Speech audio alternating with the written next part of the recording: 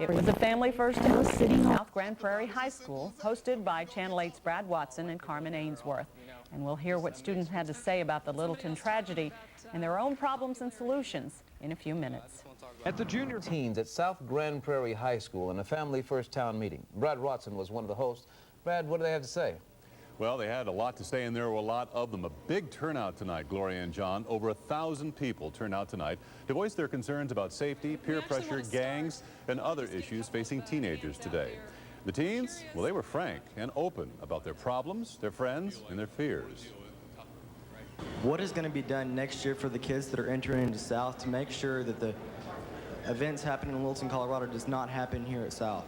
Some of the things that we've talked about tonight, some of the programs that we have here at South Grand Prairie High School, dealing with organization skills, dealing with peer pressure, dealing with proper way to communicate with not just peers, but adults as well. Tonight, teenagers and parents were trying to connect and communicate. But most teens in that crowd admitted that despite their best efforts to get along, barriers still exist in all schools. Most of these people know when you go out in the parking lot, it's segregated. People, the people that wear black park right here. People that wear white park over there. It's just like that. Like I've been talked about and made fun of, but we've got to learn to get through that. And with our parents, with my mom, she's been able to be there for me and when I need her to talk to. And so parents, just be there for your kids whenever they need you to talk to them. Kids these days aren't. And I'm not saying that they don't listen to their parents. I'm saying they're going to listen to people who've already been through it. I think that really all students need is someone to believe in them, you know, to make them feel like they really are important or special, like they really do mean something to the world, you know. Like one comment can really make an impact on someone's life. Now we invite you to join us for a live presentation at 10:35, a Family First special, Listening to Texas Teens. We're going to have 3 experts here, as well as about 20 teenagers from the North Texas area, talking about the problems teens face, some of the solutions they have in mind, and some of the solutions that parents can get when they have teens who are struggling through these very, very difficult adolescent years. It's coming up at 10:35. We invite you to join us then. For now, Brad Watson, Channel 8 News, reporting live at South Grand Prairie High School. Back to you. All right, see you later then, Brad. Early morning thunderstorms.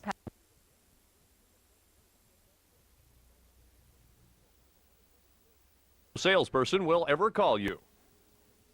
From WFAA-TV, the Dallas Morning News, and the state's most trusted news organizations, this is TXCN. Coming up on Texas Cable News Firstcast. 4 Central Texas 8th graders are accused of plotting to attack their school. 3 American POWs get their first visit from friendly forces. Plus, the new name for CIA headquarters in Virginia has a Texas twist. We have details. Stay tuned.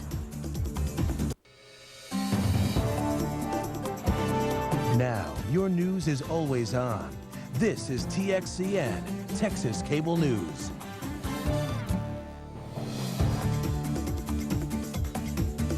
Thank you for joining us. I'm Jolene DeVito. And I'm Deanna Dewberry. 3 captured American soldiers, 2 with Texas ties, have been visited for the first time since taken into Serbian custody March 31st. The head of the International Committee of the Red Cross says the men appear to be in good condition and that he hopes a doctor can visit them tomorrow. The family of 24-year-old Steve Gonzalez of Huntsville says they are very heartened by the news. 25-year-old Staff Sergeant Christopher Stone's mother-in-law lives in San Antonio. She says she's relieved to know the men are still alive. The family of Andrew Ramirez of Los Angeles is also happy to hear he's okay. Tonight, more than a dozen members of the Texas Baptist Men Disaster Relief Team will return from Albania. The volunteer team has been helping with refugee relief efforts since April 14th. The team worked to establish a food chain and a medical distribution center for the refugees. 4 8th graders accused of plotting an attack on their middle school in Wimberley faced arraignment today. The 4 are charged with conspiracy to commit murder, conspiracy to commit arson, and conspiracy to manufacture an explosive device. Authorities say the suspects had planned to assault students and teachers at Danforth Junior High since the first of the year. They were arrested on Friday after fellow students reported overhearing suspicious remarks.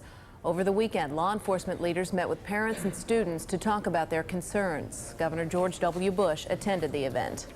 Classes weren't as full today at Clements High School in Sugar Land. This after 2 students caught with explosives prompted a weekend search of the school. The students were arrested Friday night while trying to detonate the explosives in a nearby neighborhood.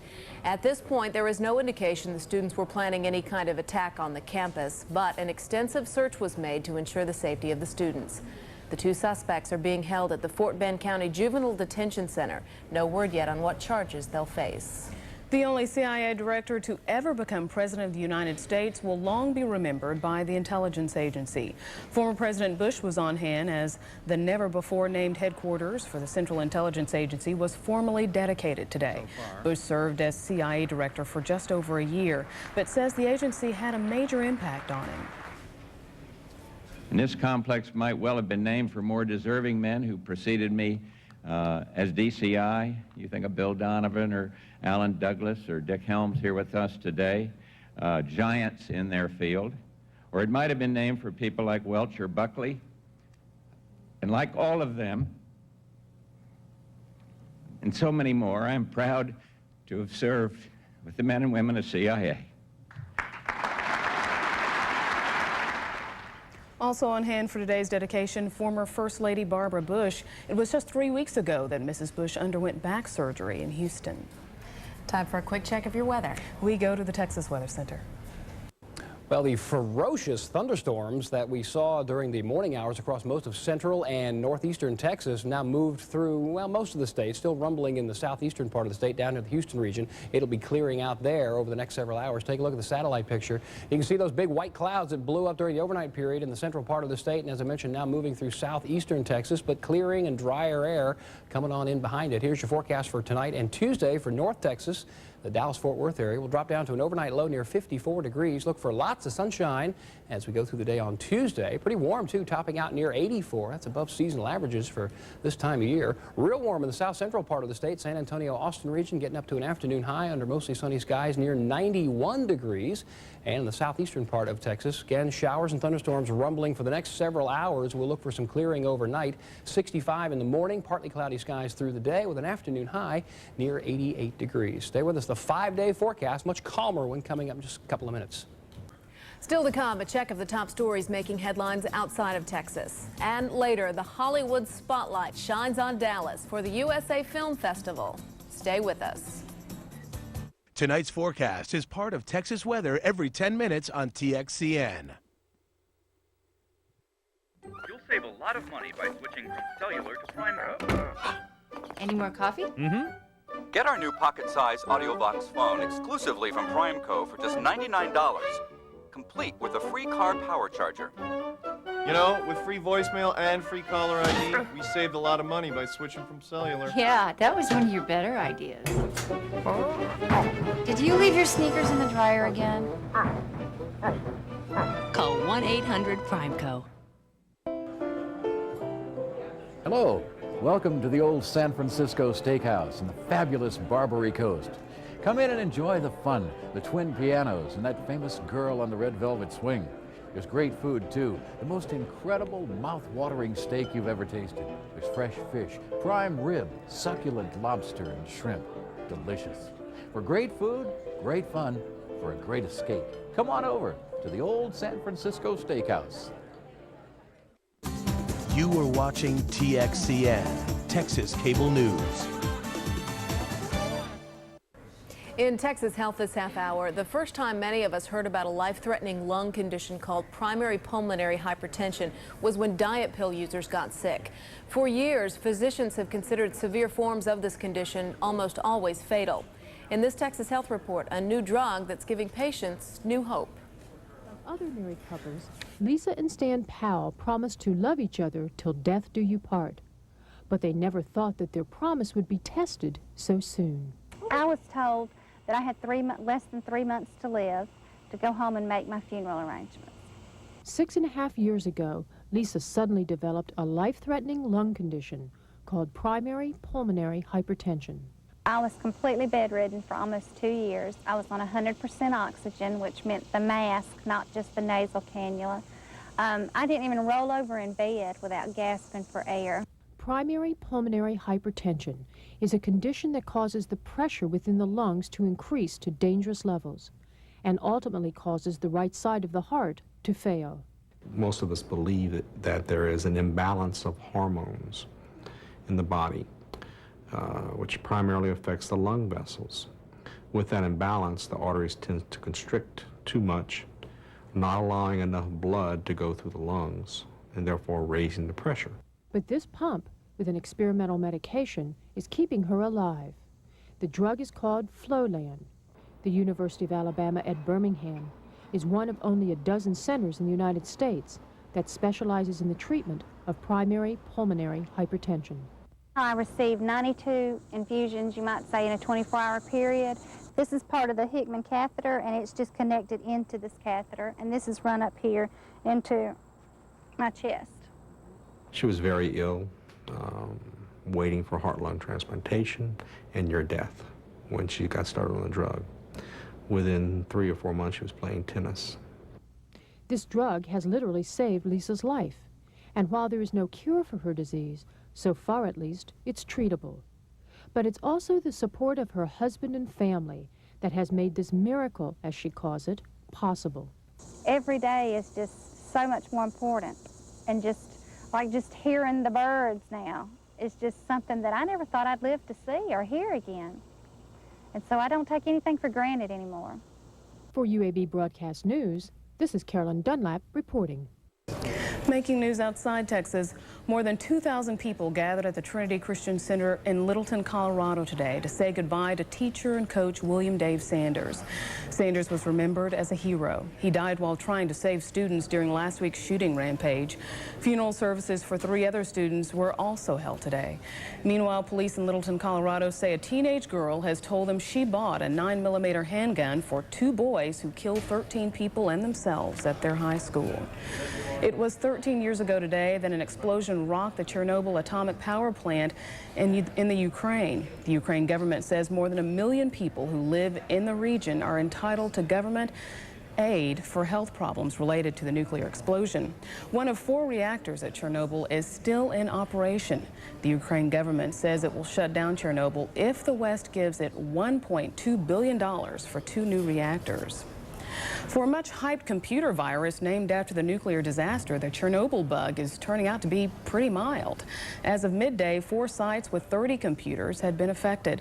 The Chernobyl is reportedly more destructive than the Melissa email virus that hit 2 weeks ago. It can literally kill your computer by wiping out a portion of the hard drive and memory system.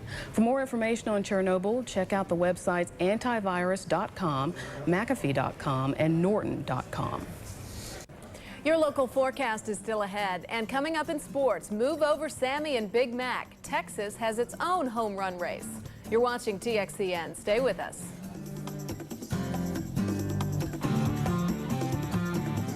Join us for a Family First Town meeting, Listening to Texas Teens, live tonight at 7 here on TXCN. Have you ever dreamed of living in your own log home? Country's Best Log Homes magazine can make your dream a reality. Each issue, our experts give you the practical guidance you need to plan your dream log home, how to pick the log home package that's right for you, how to decorate your log home. We'll give you ideas for log home kitchens, luxurious baths, warm living rooms, intimate bedrooms, and there's more. Our financial experts will help you find the best log home mortgage. Our building experts will advise on how to design your home for maximum energy efficiency. Order your subscription to Country's Best Log Homes now. You'll receive a full year of Country's Best Log Homes magazine, including our 300-page annual buyer's guide and model home directory, all for only $19.95. But that's not all. As a free bonus, we'll send you this log home planner kit for ordering now. So call right now to get your subscription, including our 300-page annual buyer's guide, a total of 6 issues, plus your free log home planning kit, all for only $19.95. TXCN Sports is brought to you by Old San Francisco Steakhouse. Baseball fans in Texas are counting the number of home runs McGuire is hitting again this year. No, not the Cardinals' Mark McGuire, but Sherman's Andrew McGuire. WFAA-TV's Susie Woodhams has the story for TXCN Sports. The high school baseball field in Sherman, Texas is a long way from the major leagues. 1, 2, 3. Yet the folks here know something about the magic of a McGuire at bat. Well, this one's heavy. We don't like this one very much. This is the best one. This simulates the Mark McGuire bat. After all, the Bearcats have their own McGuire, spelled with a U with a first name of Andrew. but every bit as dangerous at the plate with the second most Class 4A home runs in the area. This is the most I've hit. First time I've ever hit over 10 in a year, so they just kind of expect me to do it. And he's great. He's a monster out there, you know. Any time he can explode on the field and just rip one. But only once has he been asked to deliberately impersonate his hero for a contest at the start of the school year. Who could guess how many home runs like McGuire was going to hit by the end of the season or something like that? Someone guessed it, and they said signed by McGuire himself, and then to come to find out the winner, they come to find me, and I have to sign the ball for him. But for McGuire and Sosa-like dramatics, you can't get much better than this week's matchup with Wiley, the area's top-rated team, with the area's home run leader, Chris Durbin, just one ahead of McGuire. Yeah, I always feel the pressure of maybe McGuire coming back and going ahead of me. You want to go fastball on him, you want to go slider on him. The Durbin adds number 13 with a 3-run homer that turned into an instant souvenir. I'm taking it to my son just as a reminder not to throw a high fastball at that boy again. But then McGuire answers with number 12, which will be retrieved as well. I bolted out of my seat to go retrieve it. And we ride on them, and we have a small collection.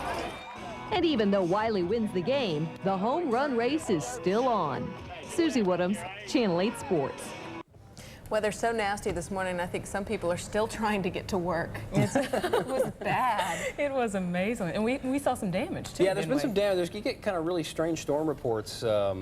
Garage collapse, trampoline blown into a fence, knocking the fence down in Waco, and railroad crossing barriers broken off by the winds. But to tell you, or maybe give an example how random it could be, I live in South Arlington, and it was I mean, the storms ran through, but it was basically pretty quiet. But within a quarter of a mile from my house, there was significant damage. This mobile building got rolled over onto a truck. So traveling during those kinds of things, you know, not a good idea. And it can be you can round a corner and a thunderstorm gust can come at you. So do be aware of that. Let's take a look at the satellite picture right now. The storms that blew up this morning are working their way through eastern and especially southeastern Texas. They'll continue to push on eastward as we go through the next several hours and push out of the state. And you can see the clearing coming behind the storm. The clouds obviously representing the storms. Here comes the drier air, and that'll set us up really for a pretty nice day for Tuesday. A few more storms firing underneath the main storm center across Oklahoma. Those should basically maybe approach the Red River, but basically move away from Texas. So I think we're out of the woods. Things will be quieting down. Here's your thunderstorm outlook for the nighttime period tonight. The area is in orange, again, Red River on up into central Oklahoma, and then up and down the Mississippi River Valley. Possibility for more strong to severe storms through the rest of the night, and they'll continue with general thunderstorm activity indicated by the yellow in the southeastern part of the state, again for the next several hours. Overnight lows tonight, a little bit cooler, a little bit drier air coming in, not significantly, but it may feel a little bit cooler, especially in the Panhandle. Overnight lows in the 40s, central part of the state, including the Dallas-Fort Worth area, in the 50s, and then southeastern Texas, South Texas regions in the 60s for the overnight lows. Highs on Tuesday, it's going to warm up quite nicely. We'll see a lot of sunshine. Most of the state topping out in the 80s, Panhandle in the 70s, and southern Texas and parts of the Big Bend will get well into the 90s for your Tuesday. Here's your 5-day forecast. First for the Dallas-Fort Worth area. Lots of sunshine, 84 degrees, increasing clouds on Wednesday, which could lead to some shower and thunderstorm activity scattered on Thursday and Friday. We're going to watch this system develop. It's just an old frontal boundary hanging around for the next couple of days, or for the end of the week rather, and we'll watch that. But once it does finally push through, back down to 70 for the high on Saturday. In south central Texas, San Antonio, Austin region, lots of sunshine for Tuesday, 91 degrees, partly cloudy Wednesday, scattered showers and thunderstorms possible Thursday and Friday, and then down to 80 for the low on Saturday. Showers and thunderstorms continue for the nighttime period tonight.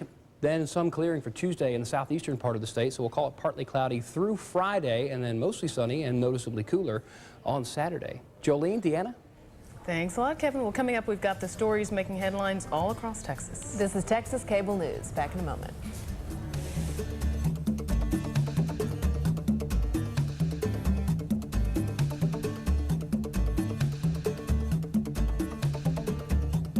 The 5-day forecast is part of Texas weather every 10 minutes on TXCN. Coffee? Sounds great. Let me just check my messages. Hi, Mrs. Kane. It's Hills Pharmacy. Your prescription is ready, and your total comes to $65. Ooh, tell me that's more than one prescription. Nope. That's how much just one of my refills costs. Our insurance doesn't cover prescriptions. What can I do? Join the People's Prescription Plan. A People's Prescription Plan membership card tells your pharmacist a lot. It says that for one low monthly fee, you and everyone in your household are guaranteed the best price the plan offers on all types of prescription drugs, new prescriptions, refills, injectables, and more. Plus, you can save up to half off the cost of eyeglasses and contact lenses. So get the lowest price available with the People's Prescription Plan. Call now. Sue, just got back from the drugstore. I really did save with the People's Prescription Plan. Call or order on the web at 800-336-5609. Now you can get this AM/FM mini boombox radio free for trying Allstate Motor Club for 3 months for just $4.95. Listen. My old Motor Club limited how far I could be towed. Allstate Motor Club tows me where I want, and there are no mileage restrictions. My choice? The Motor Club that gives me a choice. Allstate Motor Club will tow me to their service station or mine. Allstate Motor Club. Call now and get your 3-month trial membership for just $4.95. Other motor clubs limit where and how far you can be towed. Allstate Motor Club will tow your car no matter how far it is to any service provider you choose, or get your own tow and we'll reimburse you. You also get no-cost roadside service to change a tire, add gas, or jump-start a battery. Plus all these benefits at no extra cost. So act now and get your deluxe trial membership. Here's how. Call 1-800-228-5585. Have your credit card ready to charge the $4.95 and you'll get the free mini boombox and deluxe membership kit. Call 1-800-228-5585. TXCN is brought to you by TCI. Topping Texas headlines, federal investigators are trying to determine the cause of a weekend plane crash that killed a Dallas couple. Michael and Lisa Wright were killed when their plane went down near Ruidoso, New Mexico. The aircraft, on its way from Ruidoso to Las Vegas, disappeared from radar shortly after takeoff. Israel's defense minister toured Lockheed Martin's assembly facilities in Fort Worth over the weekend. The Israeli government is looking to spend $2.5 billion on either the Lockheed Martin F-16 or the Boeing McDonnell Douglas F-15 fighter jet. The contract would stabilize employment at Lockheed Martin. Israel is expected to make a decision next month. An effort to bring two continents closer is underway in Houston. Foreign leaders and some of the nation's top business executives are attending the African Trade Summit. The 3-day conference is designed to improve trade between the two continents. More than 500 Houston companies have ties to Africa, making the Bayou City a strategic spot for the international meeting. In our Texas Focus this half hour, the future of downtown Dallas and the man behind a big part of it. Perhaps by now you've heard of American Airlines Center, the future home of the Dallas Mavericks and the Dallas Stars. But did you know that that sports arena is just one part of a much bigger project called Victory? It's a plan for more than 6 million square feet of entertainment, retail, residential, and office space. Victory is a project of Hillwood Development Corporation, and its chairman, Ross Perot Jr., joins us now. Thank you for joining us today. Jolene, thank you. Let's begin with a progress report. What's the latest on the Victory project? Well, the Victory project's going very well. In the past 12 months, we've been able to purchase the property necessary for about 90% of the Victory program. We continue to buy more property. We're now cleaning up the property, which is a very, very difficult task. And we're developing and planning all the infrastructure for the property while we're designing the American Airlines Center. And it's all going very well. The next thing I think the citizens of Dallas will see will be when the grain silos start coming down, and you'll see the construction trailers out there today, and they'll start knocking down the grain silos in the next couple of weeks. We're talking about, of course, an area off of I-35. I guess you could call it near the design district. Talk to me about why it's so challenging to develop in an area like that. Well, this is we're the third generation of development on this site. So this site has been developed twice already in its history. And it's a very complex site. The site's been owned by Texas Utilities and Union Pacific Railroad for about 50 to 60 years. And so there's just a lot of cleaning up a railroad yard, moving the utilities, and it's just a very intensive project on 65 acres. And when you talk about the location, this is the spot that really links the west end to the design center and to the Infomart. So it's about 1.5 miles long and really fills in a last big piece of the fabric of downtown Dallas. Now, you haven't done a whole lot of retail development in the past, have you? Is this somewhat new for you? Now, we really are known as land developers, big project developers, and industrial developers, and so the retail is new, and that's why we're now getting very close to announcing our retail partner who will come in and plan and develop the retail at Victory and the multifamily and then we're going to do the office ourselves. We'll have our own office group, and we'll develop our own office buildings. We'll have about 6 million square feet of space at Victory when we're through. Tell me more about kind of the big vision that you have here for the role this will play in downtown. The big vision is we will basically take the West End, which has been very successful, and we will grow the West End to the front door of the American Airlines Center. So you'll have shops, restaurants, plenty of retail. Then we'll bring in multifamily, which is already at the site with a new JPI complex right next door, so more multifamily. Then we'll start bringing the office. It's a very intense urban project designed for people, and it'll be a downtown. It's going to feel and look, and it'll be an extension of downtown Dallas. The Dallas Morning News reported Friday that Dallas has the second fastest job growth in the first quarter of '99, behind only Chicago. Wall Street is up. Inflation is down. Certainly a good climate for development. How long do you think this can continue? Well, I think Dallas is in a very unique spot. If you look at really this decade, Dallas-Fort Worth has led the whole country in job growth. And we've had a tremendous period of growth in our economy, and I believe it'll continue to grow as long as the national economy is strong.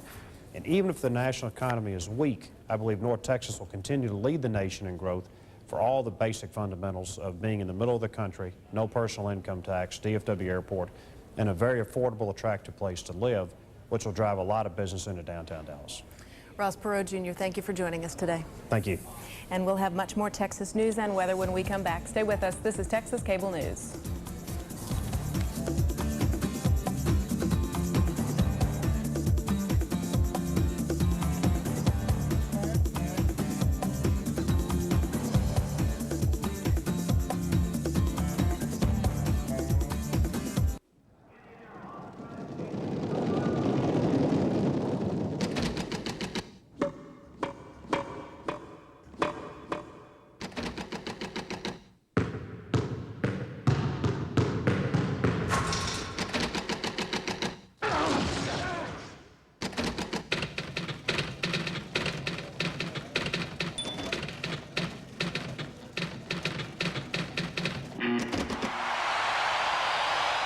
Join us for a Family First Town meeting, Listening to Texas Teens, live tonight at 7 here on TXCN.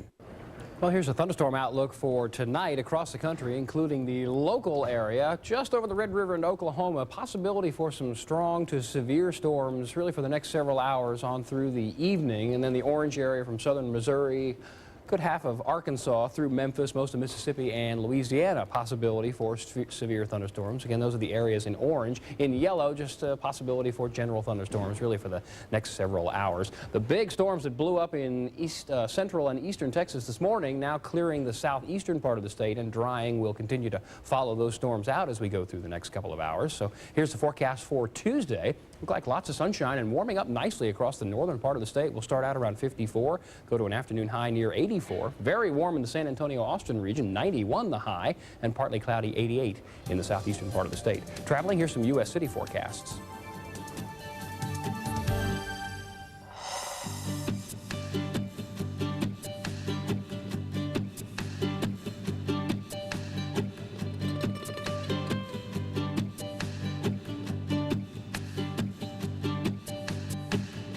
Turning now to Texas entertainment news, the 29th annual USA Film Festival is underway in Dallas. Thursday night, there was the screening of Sam Shepard's latest film, directed by actress Kathy Bates. But there are plenty more screenings to see and more celebrities in town. For who and what you should see, here's Jane Sumner, film critic for the Dallas Morning News. The 29th Film Festival, and it's really a little civic treasure because it's an opportunity to see celebrities, filmmakers, people you wouldn't ordinarily get a chance to meet and greet, to ask them questions after the screening.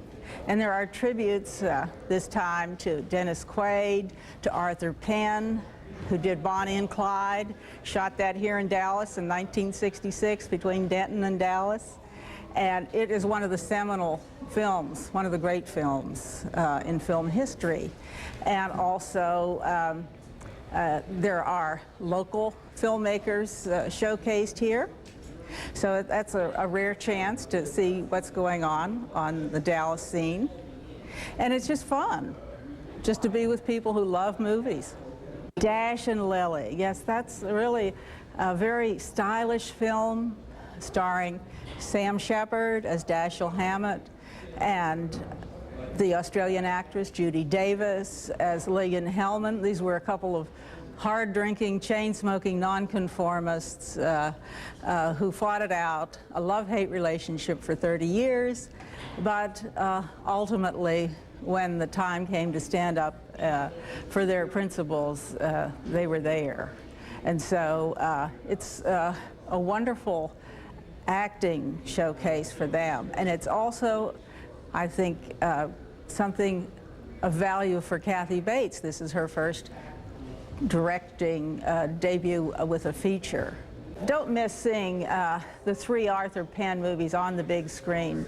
Little Big Man, which was really about the Vietnam War in a very, it's a burlesque and it's also a tragedy.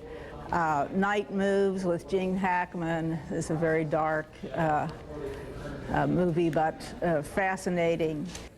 If you would like more information about the USA Film Festival, you can go to guidelive.com or call this number, 214-821-FILM. And the top stories around Texas are coming up next. Thank you for joining us. This is TXCN. Back in a moment.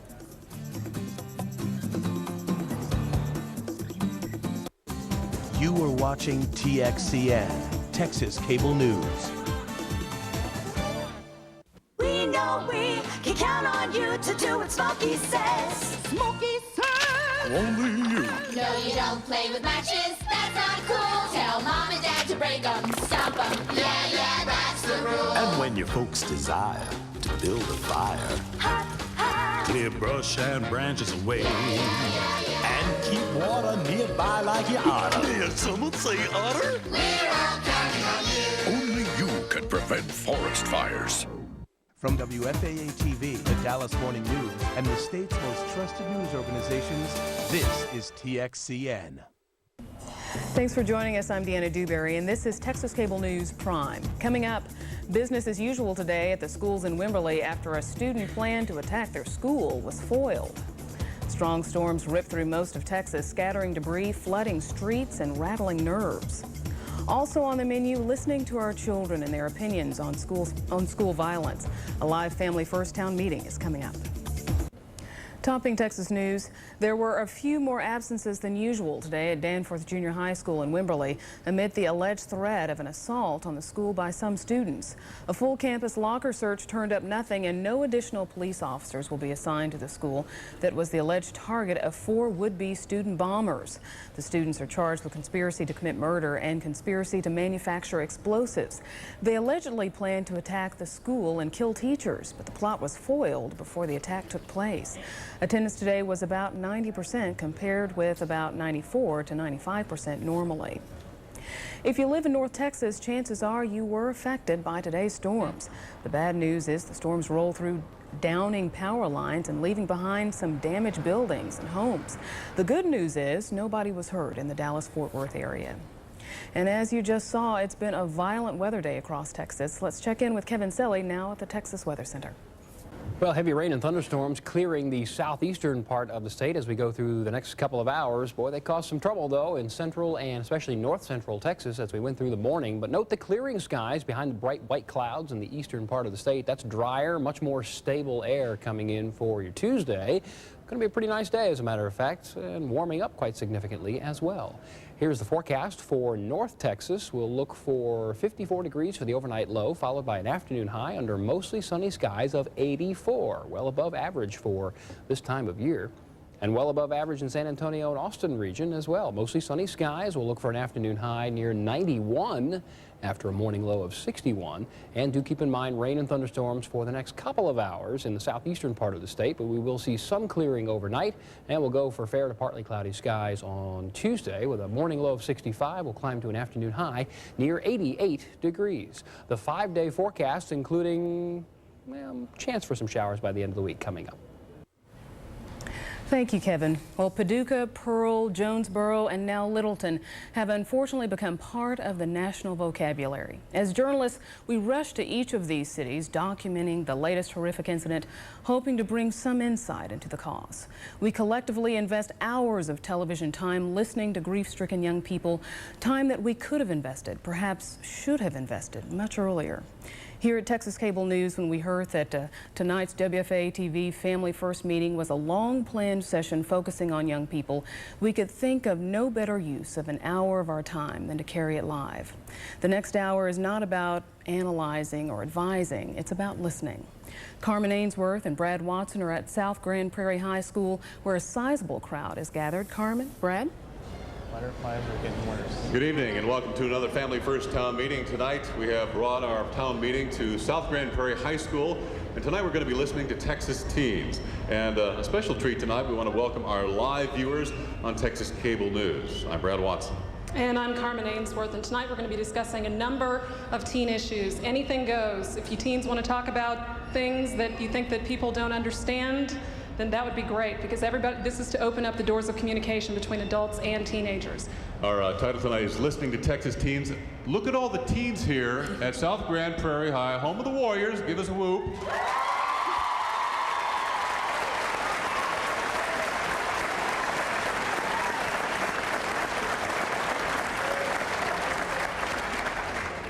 A lot of teens to listen to tonight, so we want to get started with that just shortly. Remember, Family First is solution-oriented. We want you to think about solutions tonight. It's obvious that what is on the minds of Americans everywhere is what happened in Colorado last night. Certainly we'll talk about those kinds of things. We also know that teenagers do a lot of good things. And among the challenges you face in your life, we want to hear about the solutions, things that are working. That's right, that's right. And we actually want to start, we want to just get a couple of hands out there. We're curious, do you think that teenagers today have to handle more than teenagers, say, 20, 30 years ago? Yeah. Show of hands. Is it Just harder now show of being a hands teenager? on this. Is it harder now? Okay. Definitely. Why is it harder now in the 90s being a teenager back in the 60s or 70s? Today we deal with more pressures. We have a lot more responsibility, and it all comes down on our shoulders. That's evident in schoolwork, just our everyday lifestyles. Everything's brought down to us. You feel like more to deal with, tougher. Right. Okay. All right, we'll be hearing more comments, I think, like that tonight. We also have a fine panelist of teenagers, no adults on our panel tonight. Adults will get a few words in, I'm sure, but we want to also introduce our panelman. That's right. We'll start over here with Kate Irwin. Kate actually has written a book about, let me turn around. She's an author and an artist. She's written a mostly pictorial book called Depression, Challenge the Beast Within Yourself and Win. And it details her fight with depression, and it's a fight she almost permanently lost during junior high. Currently, you are a 19-year-old freshman from Wisconsin. You're on spring break, and you decided to come down here and join us, and we thank you for that. So this is Kate Irwin.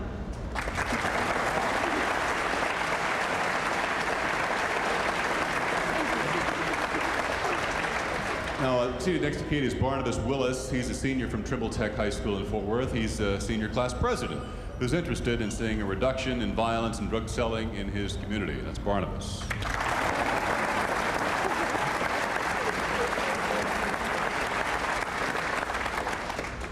Now, this third face is probably familiar to a lot of people here at South Grand Prairie High because she is a senior here.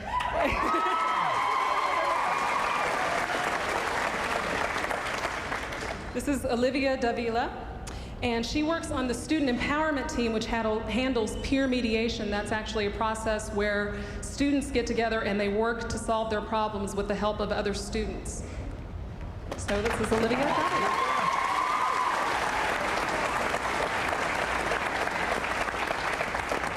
And last but not least over here is Tommy Armstrong. He's a 19-year-old who had a difficult time rebuffing negative peer pressure when he was in his earlier teen years. He also had a problem with some drugs. He transferred from a public high school to an Irving private school where after he encountered endless teasing, and he graduated as head of his class. So welcome, Tommy, to our panel.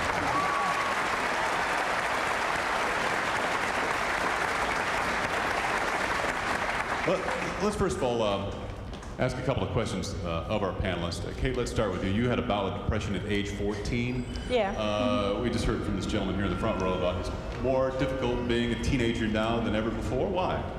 Well, I mean, I think with all the outside influences that are happening, I mean, we don't really even think about everything else that we see every day on the TV, what we hear from our friends or our so-called friends, you know, a lot of disappointment in that area.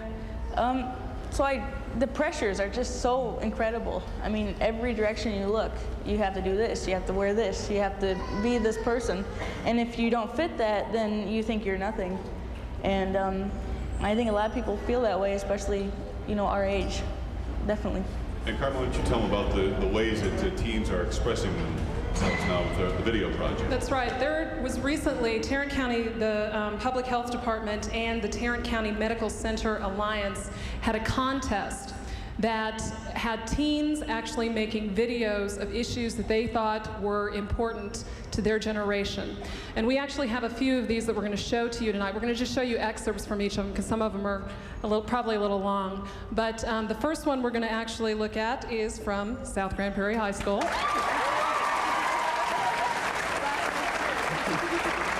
Which actually won the contest, I should say. And it is called Before This Night Is Over. So we're going to be showing that now. It's on the monitor.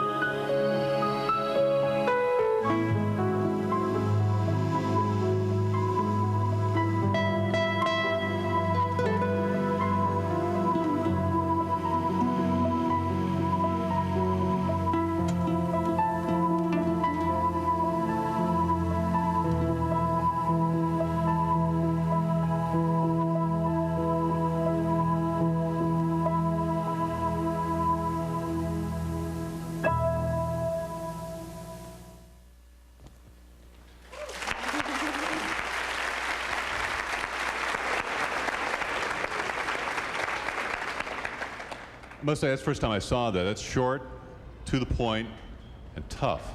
It makes a point, doesn't it? Why don't we ask some of our panelists here? Obviously, the point there was drinking and driving, drinking underage. Any of you, just dive in here. You're talking about the emotional pressure earlier. Does that turn more teenagers toward drugs and alcohol now, do you think, than in the past? Then? I think Barnabas, so. go ahead. I think that a lot of students or just friends feel pressured because if their friends are drinking, they feel that they're going to be left out if they don't start drinking. So they join in, and as a result, things like that happen. Olivia? I agree with Barnabas there. It's hard to be with a group of friends somewhere, like at a party or just to get together, and if they're drinking and you don't want to, then what their reaction is going to be to you or what your reaction is going to be after they've been drinking for a while is definitely going to affect the rest of the night. And it just falls along there with peer pressure and everything else. Tommy, when I introduced you, I mentioned that you had a problem with drugs earlier and perhaps alcohol. You might tell us about that. How, given your experience, is a teenager supposed to overcome this peer pressure and do the right thing, the safe thing? Well, I guess it just all depends on the path you choose. I mean, it's the friends you choose, it's the people you choose to hang out with on the weekends, it's the different people you're in contact with during the week, whether it be at your workplace or at school, and it's just a matter of, for myself, I believe also finding the right people and finding God in your life to come up from the depression that you've been in.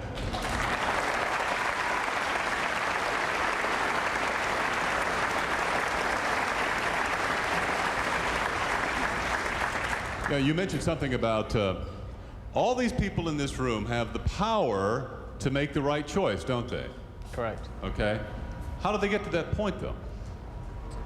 Well, I believe it would just be, well, with doing drugs and with doing alcohol, it doesn't matter how long or I guess how much, eventually you hit rock bottom. You will always, I mean, if it's just for a week, there's going to be a time when you hit rock bottom, and you have to actually go to your inner self and realize that this isn't the right thing to do no longer. You really have two choices at the end, Yeah. right? You can keep, well, I guess, which eventually would end up in death. Right. You're either dead or you can turn your life around. Correct. Yeah.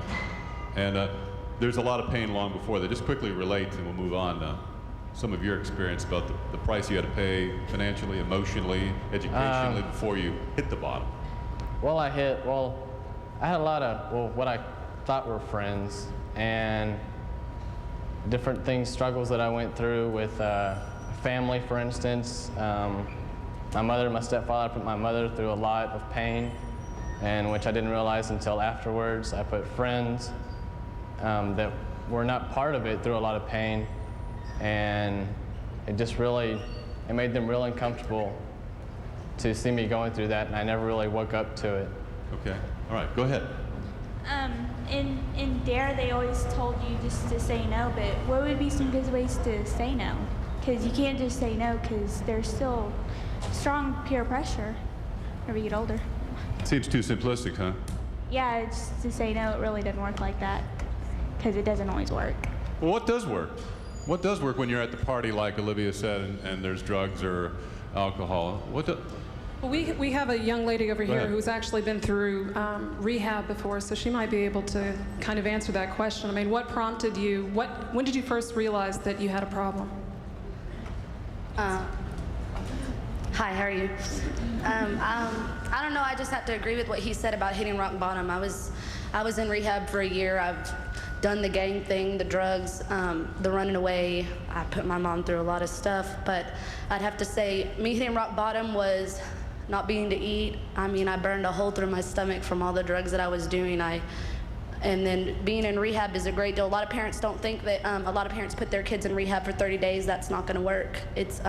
I was in there for a year, and I really do honestly believe that rehab works. Getting away from all the people that I hung around with and coming back, not knowing, starting school all over.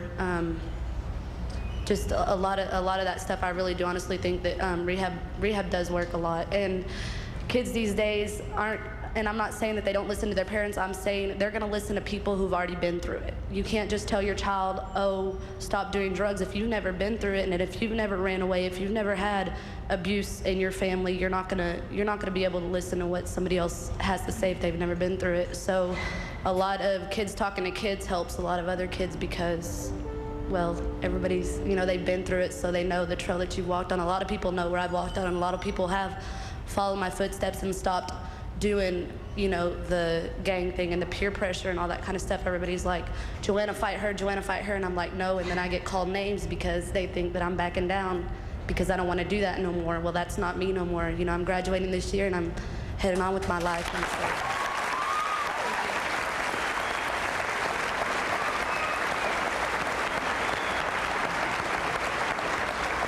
How old were you when you were this? Well, I was 13 when I started doing drugs. Eventually, my mother found out when I was about 14 years old. She put me in rehab, and I stayed in rehab for a year. A little over a year I was in there. I came out when I was 16, and I've been drug sober for 2 years now.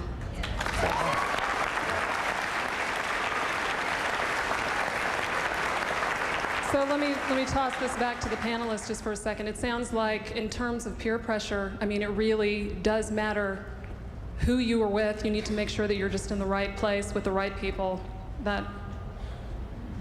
It really does.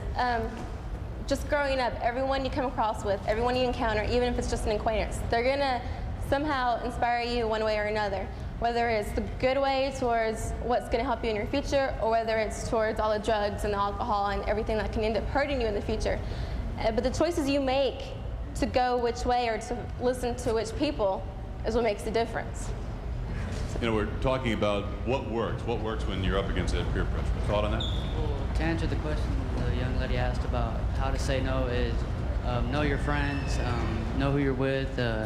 If you really don't want to do it, just, if they're your real friends, they'll understand. And just go with what's in your heart and not what everyone else's heart is. Well, what if you get caught with the wrong crowd at one time or one night, and they're persuasive?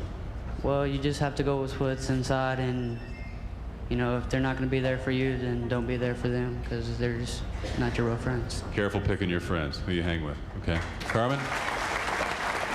Yes, we have another young lady over here who wants to talk a little bit about peer pressure. I think that if we're looking for solutions, we need to know more about it. Peer pressure is a bad thing the way it's used right now, but it can be used to do good things. And the way to do that is to be secure with yourself, to understand peer pressure, and to use it for other people's good, to pressure them to do service, to pressure them to help people. And that's all. Okay, thank you.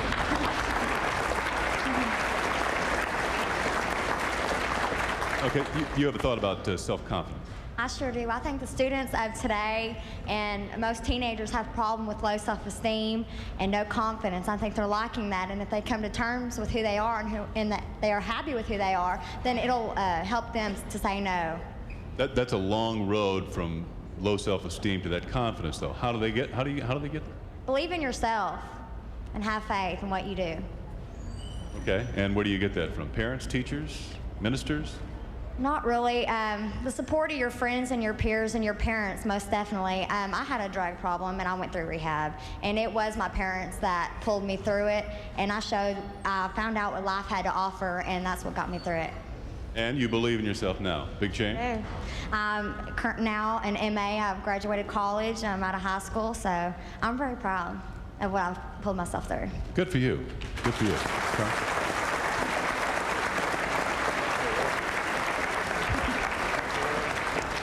I'm just curious, in the wake of some of the things that have happened in our area recently, like the Highland Park, the keg party, that bust, I'm curious how many people here are in favor of zero tolerance policies in schools?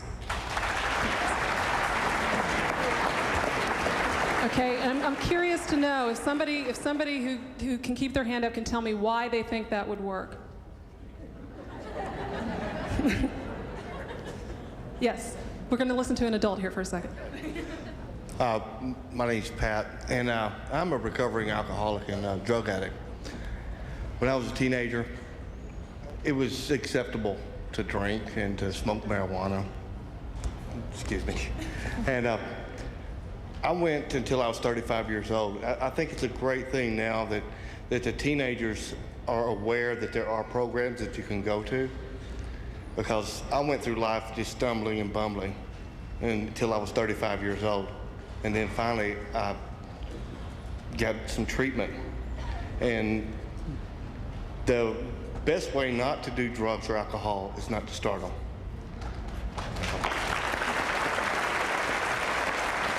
Anyone else, a teenager, have something to say about why they think a zero tolerance policy would work? Yes. Why don't you get over to him, and we'll take this gentleman's question. Go ahead. Okay. As long as we are, we can do all the just say no and anti-drug things, but as long as our parents are not taking the role that they need to, it's still going to happen until the parents really take the role and say that they need to do this and say no, then we won't get anything done. I have a little experience being a teenager from several years ago, but I can remember back then, although I didn't always feel like it, I really did want my parents to lay down the law and tell me the right way. Do you still feel that's true? Yes, because most kids, they don't want to drink, they don't want to do drugs, but as long as they have some excuse, they can say, well, my parents won't let me do that and that, then that's their excuse and they can get out of it that way. They just need some reason to get out. So teens really want some stand-up parents. Yeah. We don't want to just walk all over them. That's not their job. Okay. We're going to go back to the zero tolerance policy question here. Okay. I just want to say that on the zero tolerance policy, I'm for it because a lot of people think that, that about drinking and doing all this stuff that it's not wrong, but, in God's eyes it's wrong. And a lot of people have come to me and told me, well, drinking ain't wrong. Well, the Bible says that, you shouldn't, drink a lot. But some people, prefer not to. And you know, we should take that stand and listen to our family and stuff, and find God, and God can change your life.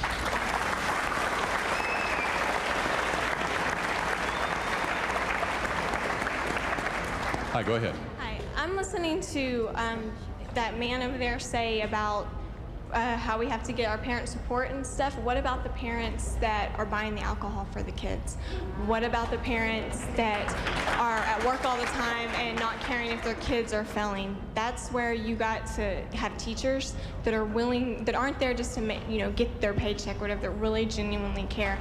Friends that aren't there to bring you down, that really care about you. God, He's there, He loves you. Whoever it may be, it's just not the parents' responsibility. It's their responsibility, but just not their responsibility. But if the parents aren't filling that void, what are you to do? What can you do if you have a friend like that who has parents who aren't there?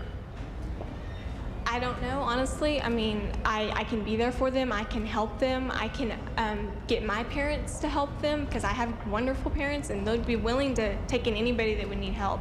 I can bring in my friends to help. All I can do is try. Not leave them there, definitely. All I can do is try. Okay, I'd like to come back to that in a minute.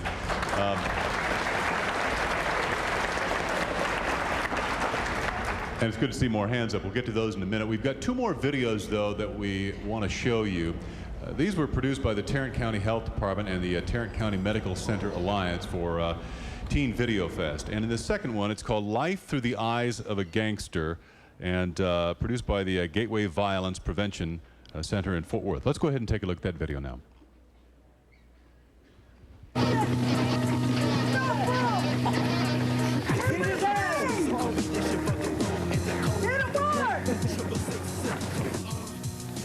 Now, fool, you don't know what the hell you got into.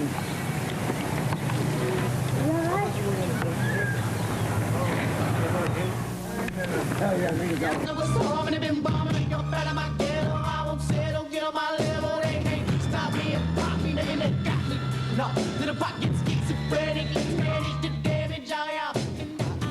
What's up now? You ain't nothing without your homies. Test for yes, declare war of war when they get the door for the murder, the horror, what the it's all balls for the cause, and I've been pulling out a pistol, looking with my head against his own. Oh, your blood, seeking minutes to the test, and blessed the Lord, and they contempt to arrest me, stress me, no, looking to death with the last of my breath, fall upon my kids, but no sin in my step, get the living is kept with the best of my secrets, even the least. From the other side. Let's kick his ass. Hey, hell, get this. What's up, man? What's up? Where y'all from, man? I got tripping on, man. What's up? Oh, yeah, man. Oh, shit. Let's go. Hell no.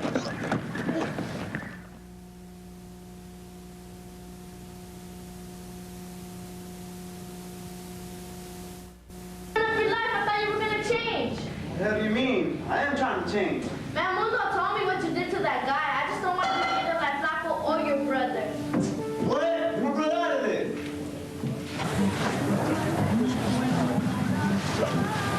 I just came over here to tell you that I was pregnant. Hey, wait a minute. Wait. What?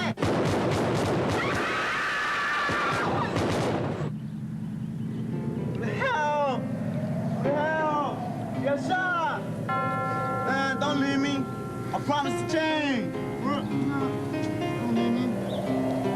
No!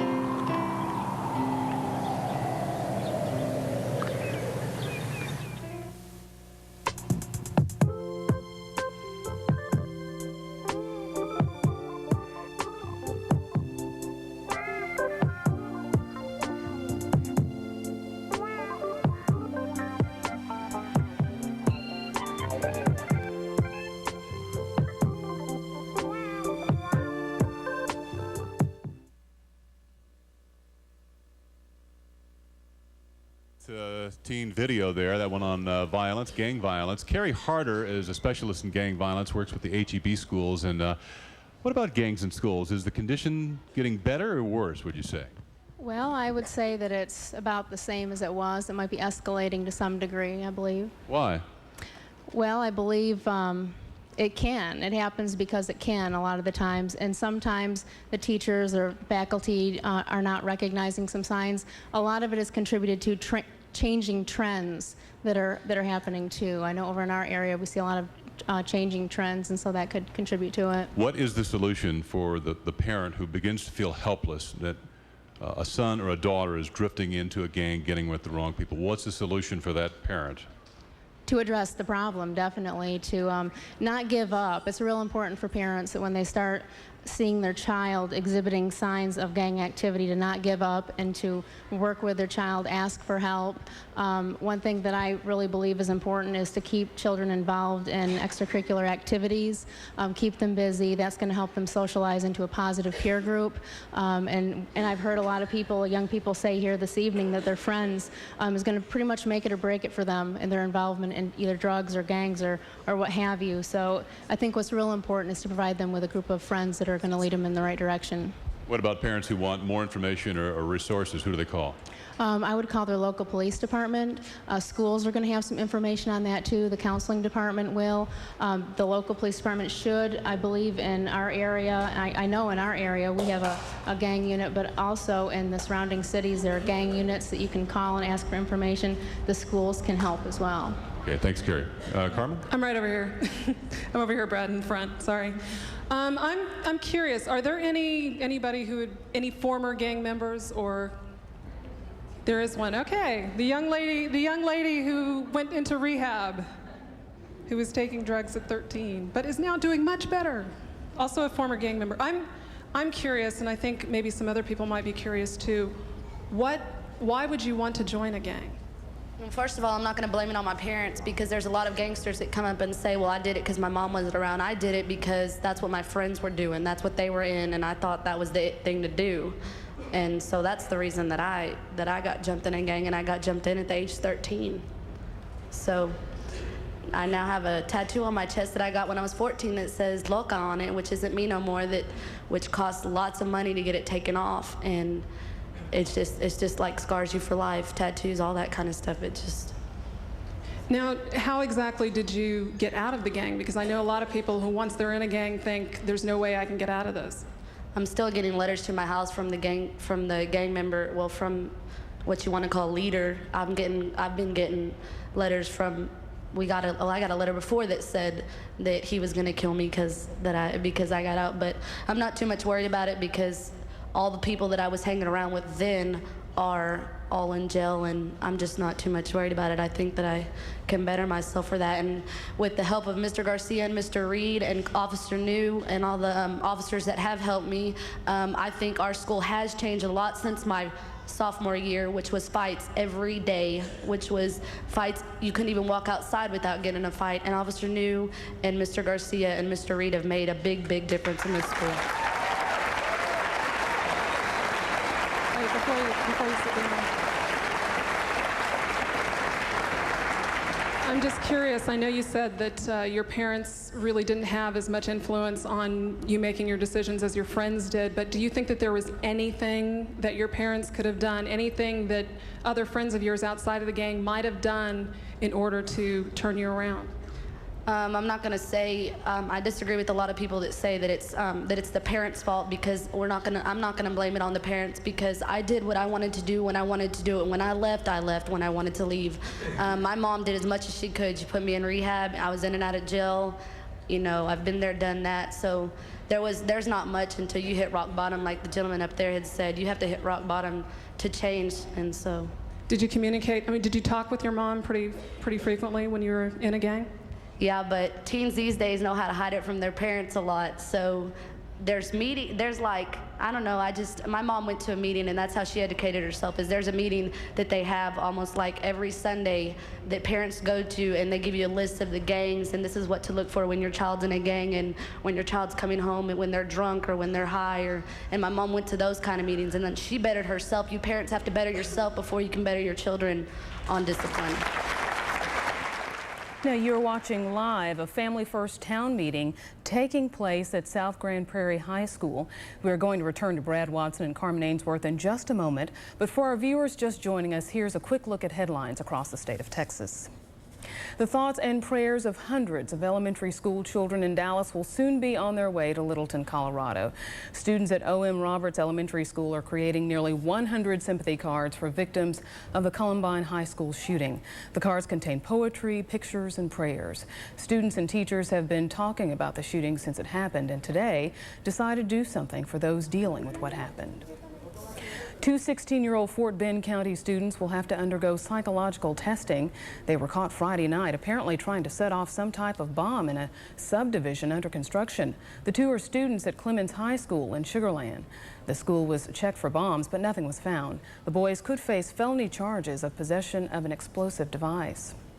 No injuries, but a lot of broken hearts at the old Longhorn Ballroom in Dallas. This giant sign has sustained 5 decades of North Texas storms, but this morning proved to be too much. The sign was a one-of-a-kind made of porcelain and is not covered by insurance. Well, how is the weather across Texas at this hour? We want to get a quick look with Kevin Selly in the Texas Weather Center. Well, heavy rain and thunderstorms clearing the southeastern part of the state as we go through the next couple of hours. Boy, they caused some trouble, though, in central and especially north central Texas as we went through the morning. But note the clearing skies behind the bright white clouds in the eastern part of the state. That's drier, much more stable air coming in for your Tuesday. Going to be a pretty nice day, as a matter of fact, and warming up quite significantly as well.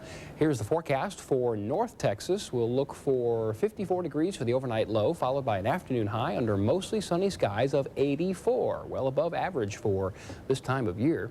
And well above average in San Antonio and Austin region as well. Mostly sunny skies. We'll look for an afternoon high near 91 after a morning low of 61. And do keep in mind rain and thunderstorms for the next couple of hours in the southeastern part of the state, but we will see some clearing overnight, and we'll go for fair to partly cloudy skies on Tuesday with a morning low of 65. We'll climb to an afternoon high near 88 degrees. The 5-day forecast including chance for some showers by the end of the week coming up. Thank you, Kevin. Now let's return to our Family First meeting at South Grand Prairie High School. To have a good relationship with their teachers and to have a good relationship with their administrators. That's very important.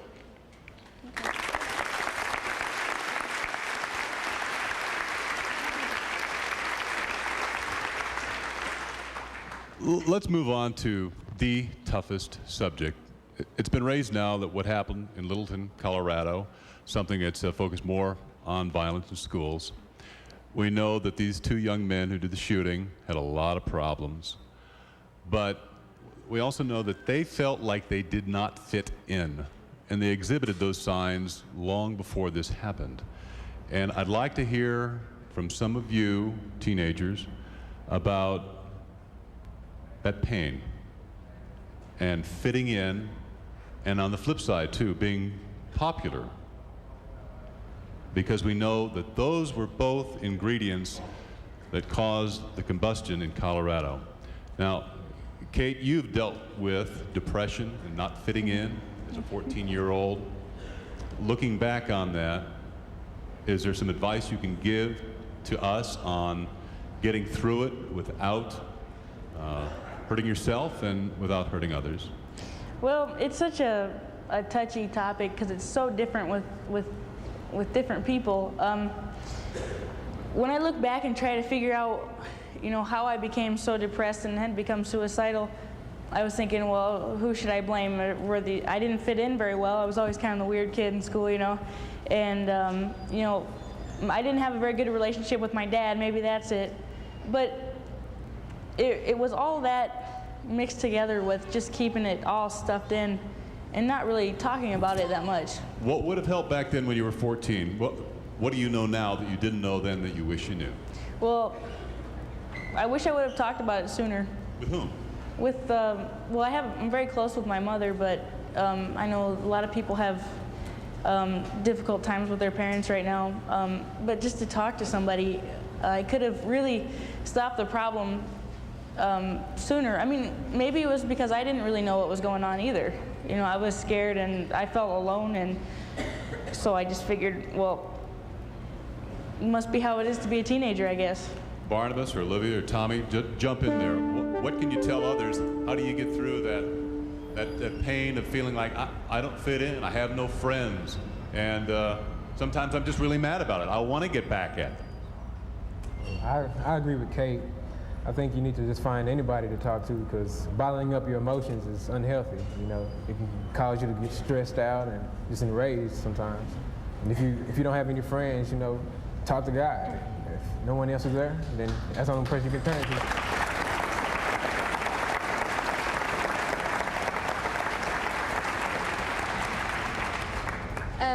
First of all, it is hard to get through things like fitting in and being with the crowd, or just realizing who your real friends are. And I realized the hard way that the way to get over that is talking about it with people who can relate to you. And the way I found out about it is by getting into an organization we have here called Student Empowerment Team. Our sponsor's over there. And what I love about the Student Empowerment Team is that it's a group of individuals of the school, not necessarily the popular people or the people who aren't popular. It's a diversity of everybody, of people who are athletes, of people who aren't, academics, everything. And our main focus for the school is to go out and help our peers deal with their problems. We're trained to listen and that sort of thing for our peers. Okay, Tommy? I personally believe that, I agree with all three of these people up here, but I believe also that sometimes it takes more than just a peer or a counselor, that you need someone that is not biased, perhaps, but you also want that person that gives you the love that you need, but is not a family member necessarily, like your mom or your father, who would be biased because they know the situation. Carmen? We have a question here from a child psychologist, Dr. Tracy Underwood. She wants to ask our panel something about fitting in. Right, that's right. Actually, I know there's a lot of well-meaning parents, a lot of teachers, a lot of psychologists like myself that do want to communicate with teenagers. And so I address this question to the panel, but also to the teenagers sitting here. We do want to talk to you, and we do want to reach out whenever you're down or when you're depressed. But a lot of times I think our efforts are felt to be rejected, or maybe it's felt that we're being intrusive. So my question is to the teenagers, how can we communicate with you and let you know that we're available and that we want to support you as much as your friends do? Anyone can take that question. Olivia, go ahead. The first thing that came to my mind is just by being real. A lot of adults can be intimidating when you approach them and they have the little emotion that I'm an adult and you're younger than me, so that's how it's going to be. But whenever I approach an adult and they say, okay, we're on the same level here, then I feel more comfortable and you can relate to them better, and then somehow you realize that even though they're older than you, that's okay, because they're going to listen and they have problems just like you do, and they're going to be there for you.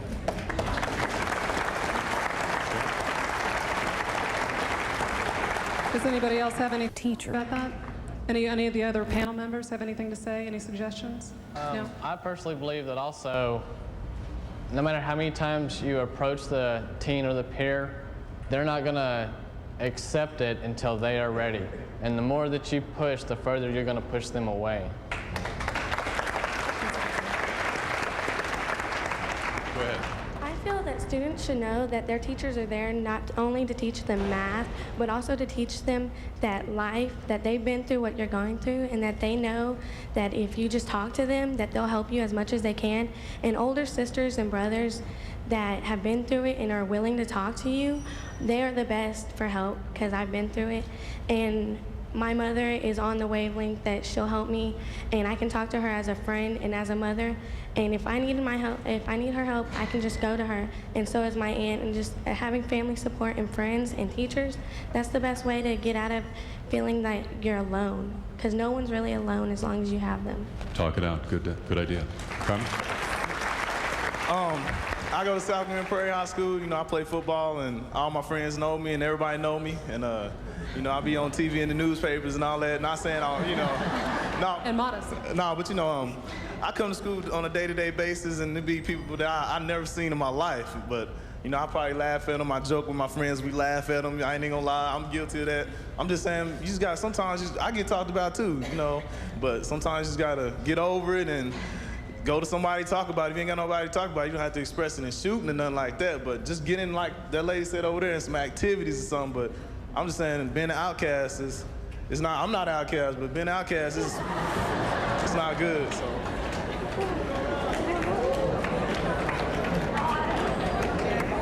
Now you say that as a jock, do you think that there are certain... I have to ask this question.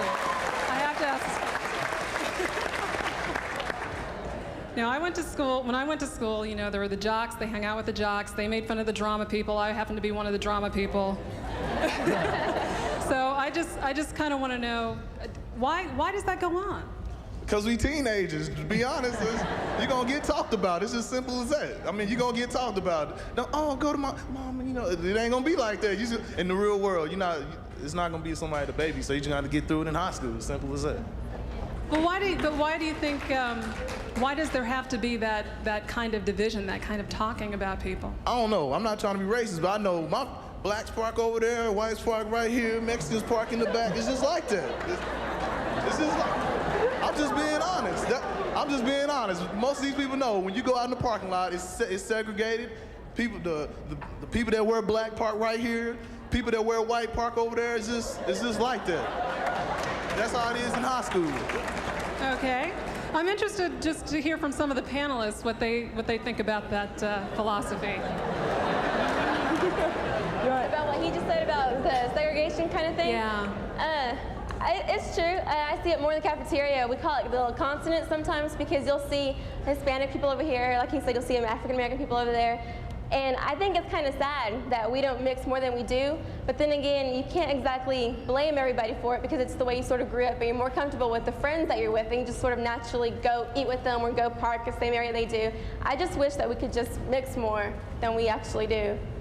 Do you think there's any kind of solution in terms of, I mean, it just seems like some of the name calling and some people beating other people up, that just seems so unnecessary. It is. Anything. I think part of the solution is meetings like this, getting not just a certain, amount of people together, not a certain, all white people together, just a mixed group of people sharing the same ideas to mix together. Okay, we have a lot of hands here, so we've got about 20 minutes left. We'll try to get to as many as possible, so please keep your comments brief. Go ahead.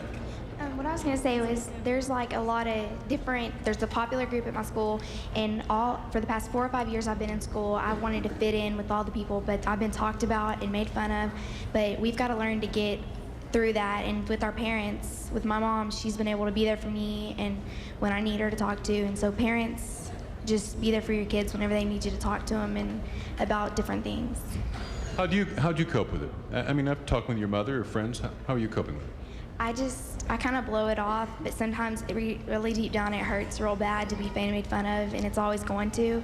But you've got to learn how to just deal with it and, talk it out with your parents is most thing.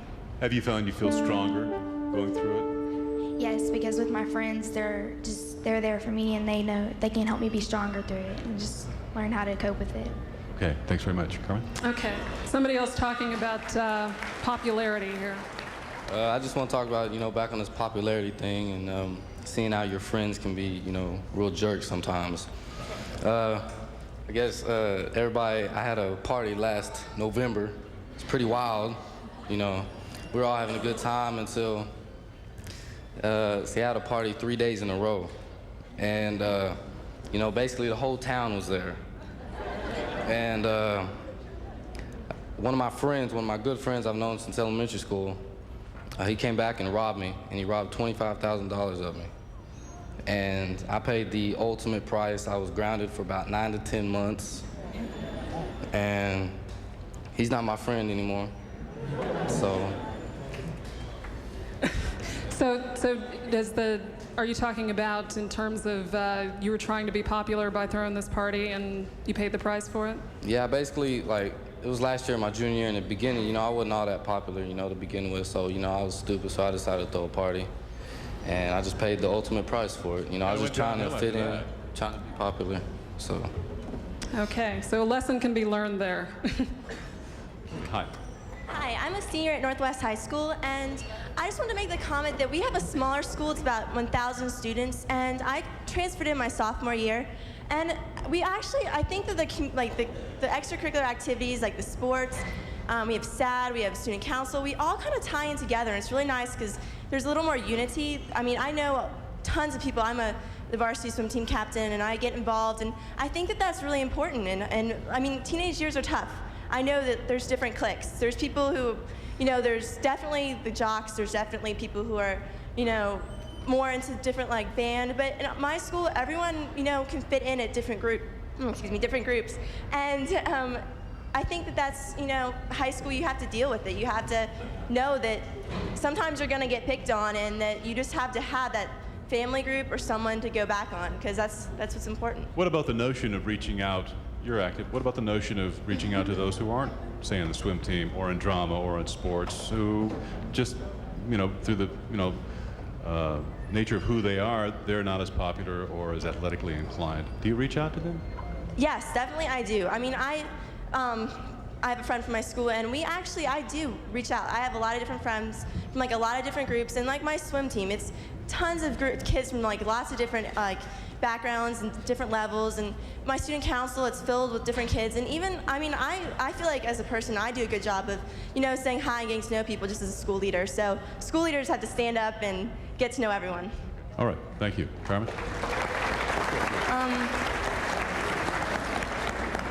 I think that a lot of people always concentrate on how the unpopular people have problems, but I also think that popular people have a lot of problems, because I play a lot of sports and a lot of people know me, but it's not like we don't have problems too. And I think that no matter how hard it gets, you can't just click like that. You need to talk, and everybody sits up there and is always feeling real sorry for the unpopular people, but the popular people have many, many problems, and we go through the same things that unpopular people go through every day.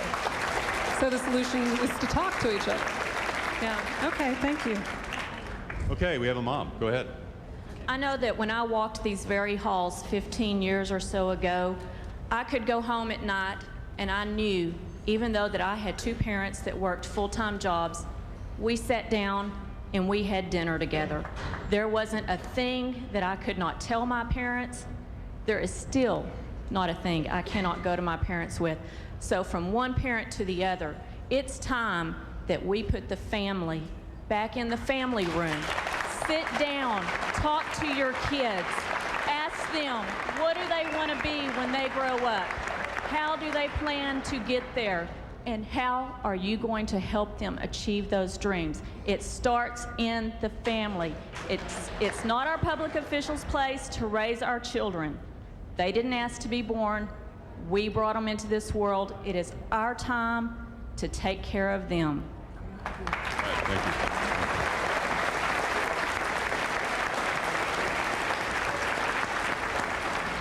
I just wanted to add that it starts at a younger age than a lot of adults believe. It starts in elementary. I have a little sister, and she comes home and she says that she sees kids getting in fights, and they think it's just high school. It's not. It starts when they're little, and then that's when they choose who they're going to hang out with and who they're going to be with and who they click with. So the adults need to target the younger kids, not just high school. It's too late. Good advice.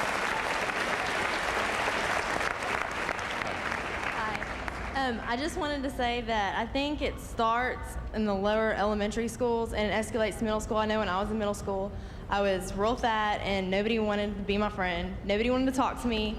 A lot of problems started. My grades started to drop. I felt like I wasn't wanted. My parents were there for me, but your parents aren't just, they're your friends, but everybody needs somebody else other than just their parents.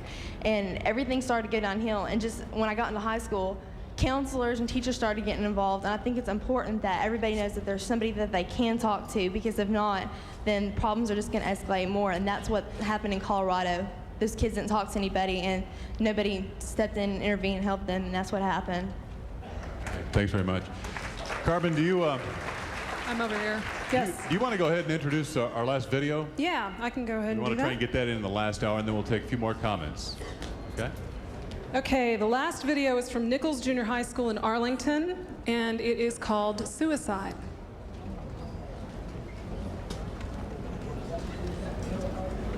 Now that everyone's finally here, we can get started. Brad, you and Nikki take the paper. With Gina, get the captions. Leslie, you and I are going to work on the backboard. I don't want to work on the backboard. How come you're giving a boss or anything, Jessica? I was just trying to help. What's wrong? You're not helping. And for what's wrong, what isn't wrong? Everything's horrible. My parents just told me they're getting a divorce, Cindy's moving away, and Brad just broke up with me, and my grades are dropping. I have no control over my life anymore.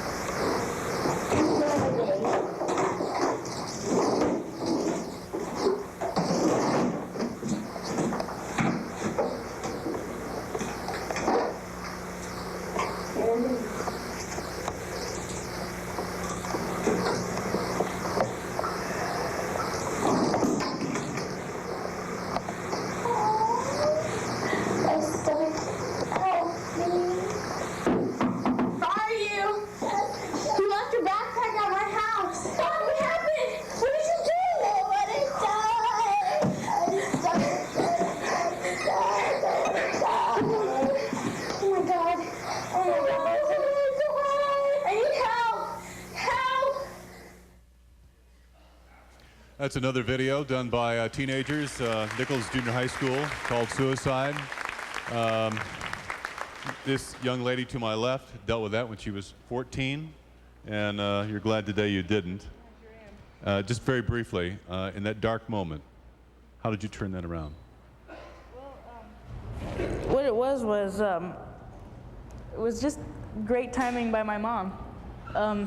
I was upstairs. I had went downhill within 2 weeks, and I had been upstairs, and she had tucked me in to, because she had been spending every minute with me. And I went over to after she went downstairs, I went over to my desk, and I picked up an artist knife, and I had it to my wrist because it seemed like that was going to be the best thing to solve the pain, because the pain was so bad.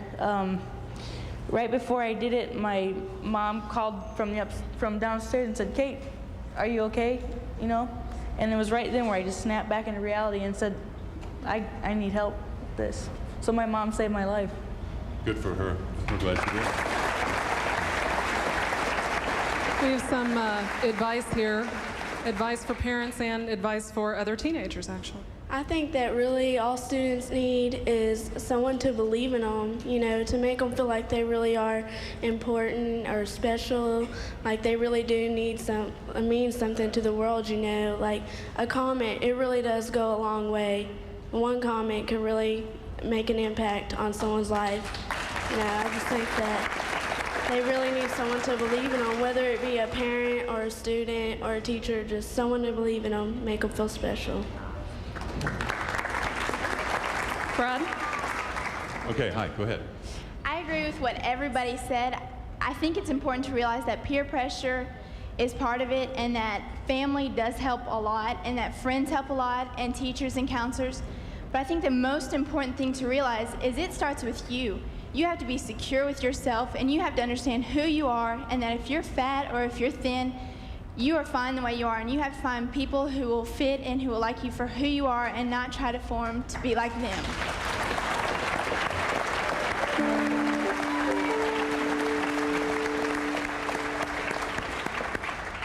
This is regarded just to the lady, the psychologist that was asking how you could talk to us and reach us. I don't think that teenagers today, or me and just my life, I don't like to get advice. I'd rather have just somebody there. I feel as though people are more selfish. They want to talk about what they want to talk about, or the adults want to give advice and try to pressure us to do what they want us to do more than letting us find our own way. And I think that if you would just lend an ear or just a shoulder to cry on if we need it, instead of telling us what we should do, I think it would work a little bit better.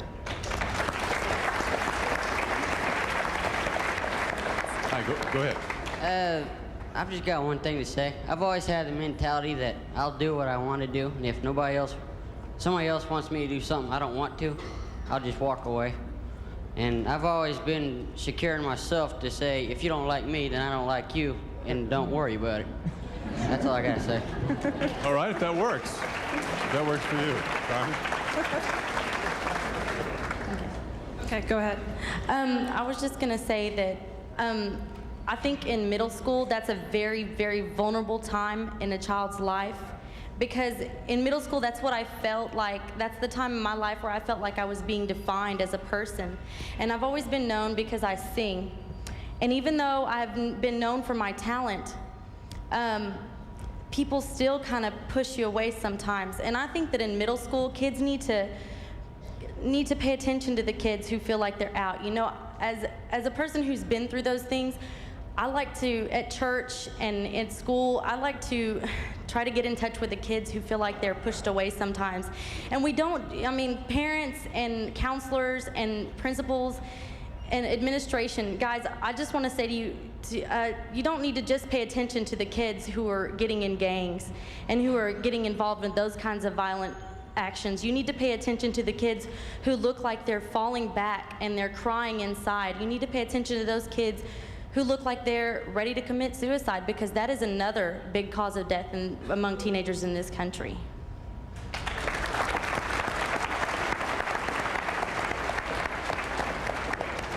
Well, like the young lady was saying over there, you have to define your own person, because if you let anybody else tell you who you are, they're defining what you will be in the future.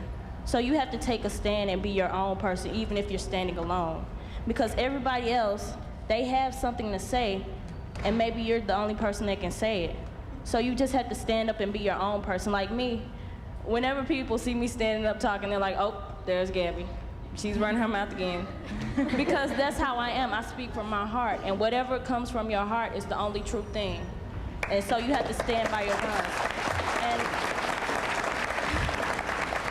And as I was growing up, I mean, I'm still growing up, you know.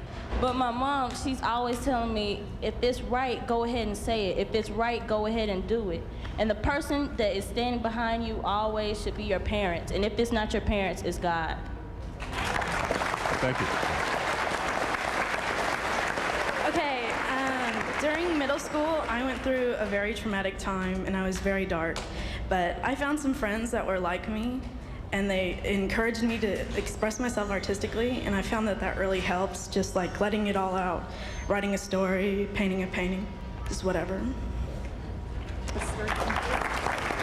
One thing I think we should also mention, as long as we're on the subject of suicide and depression and helping out kids, you might have noticed that when you came in, there were these Children's Medical Center bags on your chairs. Those actually have information about where you can go to get help for that sort of thing. So, just so you know. Brad? Yeah. Okay, we're going to continue our conversations here because we're having a lot of good comments, and of course we'll be videotaping that, but we want to, at this time, bid farewell to our live viewers on Texas Cable News who have been joining us for the past hour. We're going to return them back to their regular news programming, and we also want to remind them to join us for News 8 at 10 on the update, when we'll have some of the comments that we have going on tonight, and also at 10:35 for our special live broadcast tonight, listening to Texas Teens. So at this point, we're going to cut away and let Texas Cable News go back to its regular programming. And you have been watching a live Family First Town Meeting, listening to Texas Teens. Now, tonight's discussion will continue on Channel 8 immediately. The Boys Choir of Harlem brings a song of harmony to North Texas. Stay with us.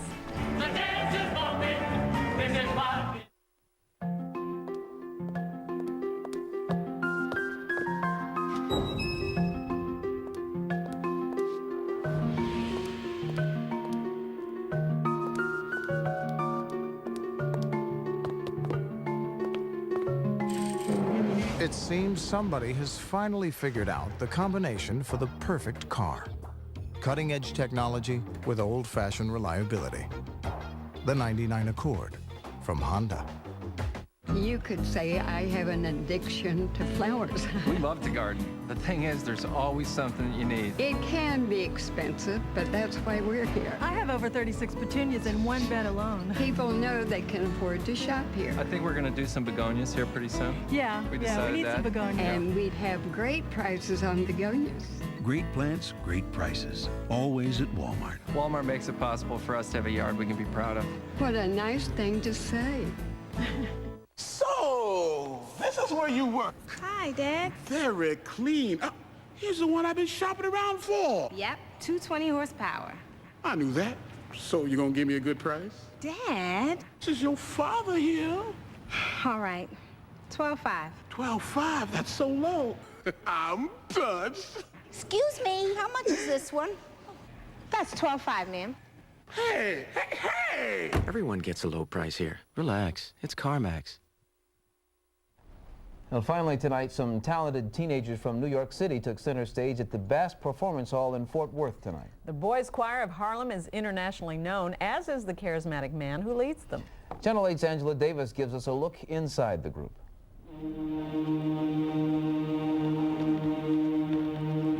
Warming up is a slow and deliberate process, but once they're through, this joint jumps, just like the lyrics to the song. The Boys Choir of Harlem is in its 31st year. Choir director Dr. Walter Turnbull is also the group's founder. We have a new expression. It can't be, you know. A world-class tenor himself, Dr. Turnbull recruits at-risk New York City teenagers and teaches them to sing. The Boys Choir of Harlem is much more than music. It's about development of the total child. It's being concerned about their social development, being concerned about their academic development, and just overall how they are as people.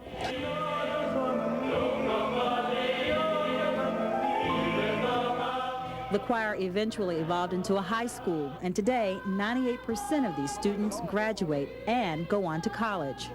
If you have a kid who has a desire to be the best that they can be, what can you do except try to help them to be the best that they can be? The choir's visit to North Texas is only partially devoted to performing. They have a second and possibly more meaningful task, spending time in Fort Worth ISD classrooms.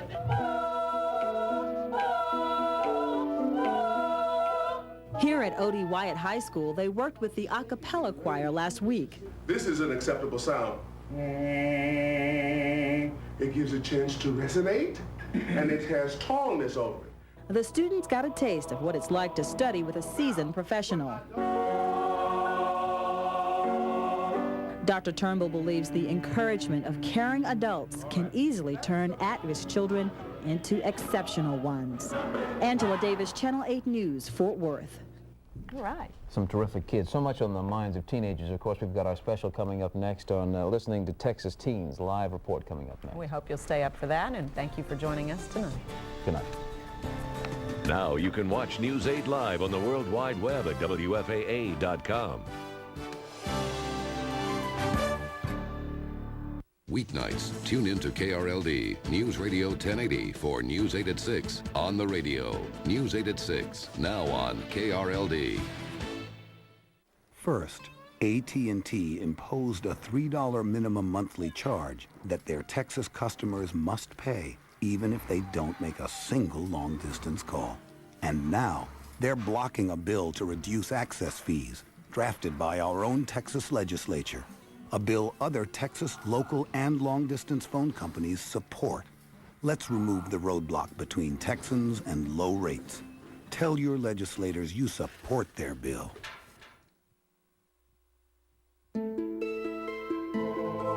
From WFAA-TV Channel 8, this is a Family First special presentation. Listening to Texas Teens. I had problems at home, and I would try to talk to her, and it was like she didn't even listen. She didn't have time to listen to me. Now, from South Grand Prairie High School, here's News 8's Brad Watson and Carmen Ainsworth.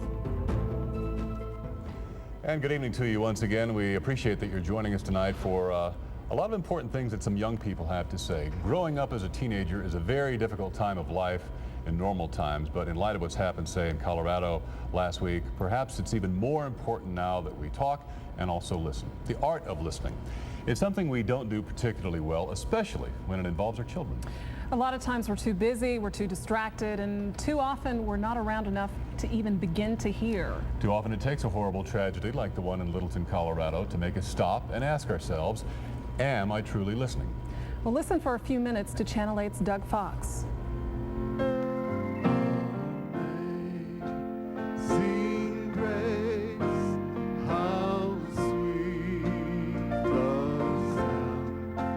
At an age when youngsters begin to believe they are invincible, these teenagers now must deal with the reality of how fragile life can be. Authorities want to know what filled 2 young men with such rage that they gave up on life, their own and 13 others, including teacher Dave Sanders. The one thing that I will regret my entire life is that I did not give him a hug and tell him he was my hero and that I loved him. William David Sanders sacrificed his life ushering others to safety. Leadership and sacrifice, 2 qualities also sought by teenagers. A leader has self-confidence and will go forward when others hesitate. Character counts at South Grand Prairie High School. In a darkened auditorium, candles prefer honor and distinction as one student after another is tapped for membership in the National Honor Society. It's a school that values talk in the place of violence. Shot in the back, and he's bleeding to death. And he was bleeding to death. And the signs that help me, I'm bleeding to death. Students in a media technology class discuss the tragedy in Littleton and the danger they all fear from the unknown. Well, you know, everybody goes, oh, we should have known, we should have known. Should we? Should they have known? Would you know here? Well, they had An important part of what these youngsters learn in school goes far beyond the rudiments of math, science, and technology. They are learning about life and how to get along with each other. And some have grown to accept limitations on their freedom. I like all the new rules and stuff. I didn't at first, but now that I think about it, I think it's going to help us all to grow as a school and individually. The problem with most teenagers today is just not believing in yourself and not having faith in yourself and what you can do. I hold grudges real bad, and if someone does something to me, then I get real mad and I'll try to fight them. But I wouldn't want to inflict pain on someone real bad. But you know, that's sometimes in my way that's how you get respect. There's going to be no physical or verbal violence. When conflicts arise at South Grand Prairie High, there are student mediation teams, 50 students trained to sit and listen and try to resolve disputes before someone is hurt physically or emotionally. Sarah and Liz have asked for help. Well, Sarah and we used to be like really close friends, and like throughout time or over a couple of months, I guess, we just stopped talking to each other and we won't even say hi to each other in the hall. I had problems at home, and I would try to talk to her, and it was like she didn't even listen. She didn't have time to listen to me. So I met some other people, and I started talking to them, and they listened to me. These empowerment teams are used at a number of school districts, and teachers and principals say they're working because at the core of these disputes is genuine concern. They really do have sincere feelings, and they deal with a great deal of stress that we don't know about.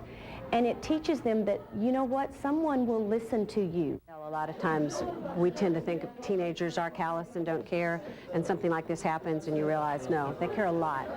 They care a lot about each other and what happens. And you say, why? Perhaps someone didn't listen long enough nor hard enough in Littleton, Colorado. And perhaps those who taunted and teased 2 young men in black trench coats never realized that words also can inflict great pain. What a terrible price we pay for not taking the time to hear what someone's saying. So much pain and no good reason why. You've cried until the tears run dry.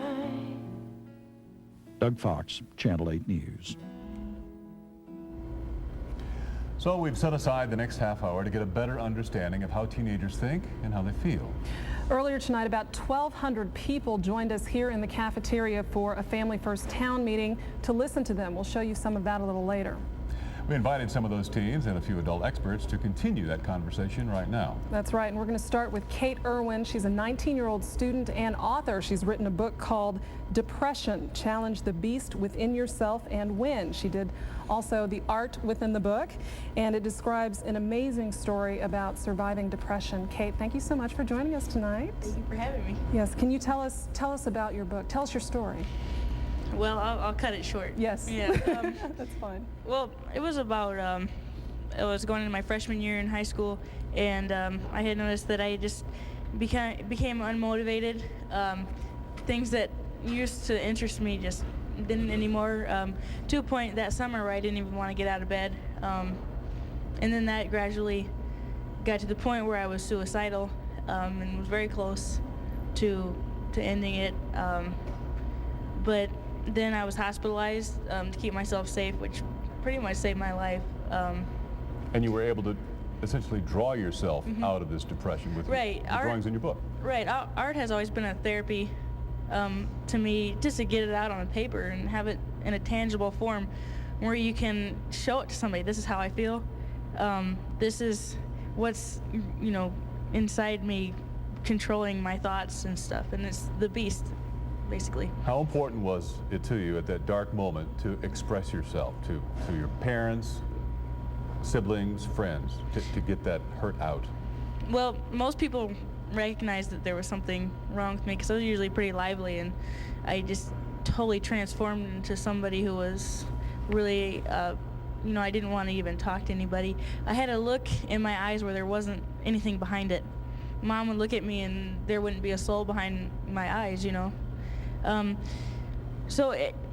People asked me what was wrong, but I didn't even know myself, so how do you explain something like that to you know, when you don't even know yourself? But I did talk about it eventually when it got so bad that I couldn't handle it myself, and that was a lifesaver. Mm-hmm. And did you talk about it? I know some of the teenagers we talked to tonight said it was a lot easier to talk to their peers rather than their parents. Who did you talk to? Well, I'd say my mom. My mom and I have a very close relationship. I think it's pretty rare. But my best friend went through it right alongside, and she knew. I mean, just like Mom, you know. All right, thank you so much. And we're also going to talk to other teenagers. We're just getting started here. We'll be right back.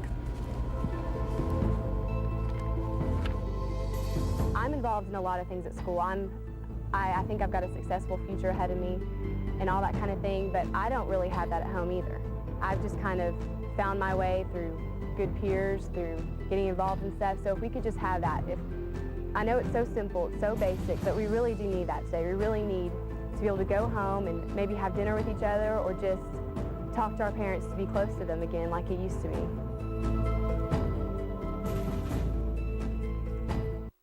There are two kinds of risk. Investing too aggressively is one, and investing too conservatively is another. You need an investment strategy that handles both risks. Oppenheimer Funds, the right way to invest.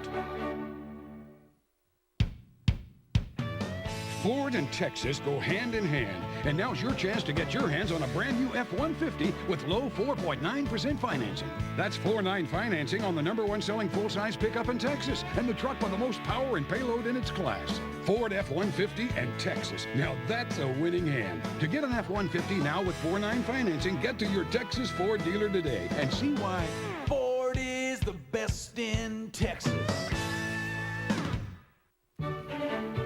In life, there are some things you can time perfectly, and some you can't, like the market. That's why I invest for the long term. Oppenheimer Funds, the right way to invest.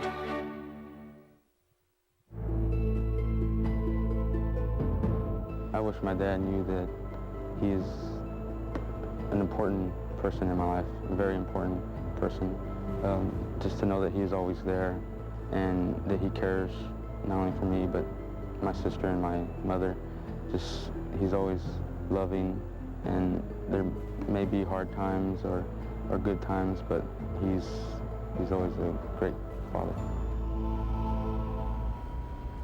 Thank you so much for joining us. As we mentioned earlier, more than 1,000 people, close to 1,200 people, a lot of them teenagers, attended our Family First Town meeting here tonight. And here's some of what we heard tonight.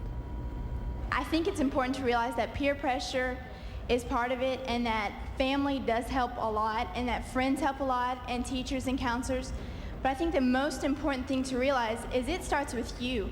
You have to be secure with yourself, and you have to understand who you are, and that if you're fat or if you're thin, you are fine the way you are, and you have to find people who will fit and who will like you for who you are and not try to form to be like them. You have to define your own person, because if you let anybody else tell you who you are, they're defining what you will be in the future. So you have to take a stand and be your own person, even if you're standing alone. It starts at a younger age than a lot of adults believe. It starts in elementary.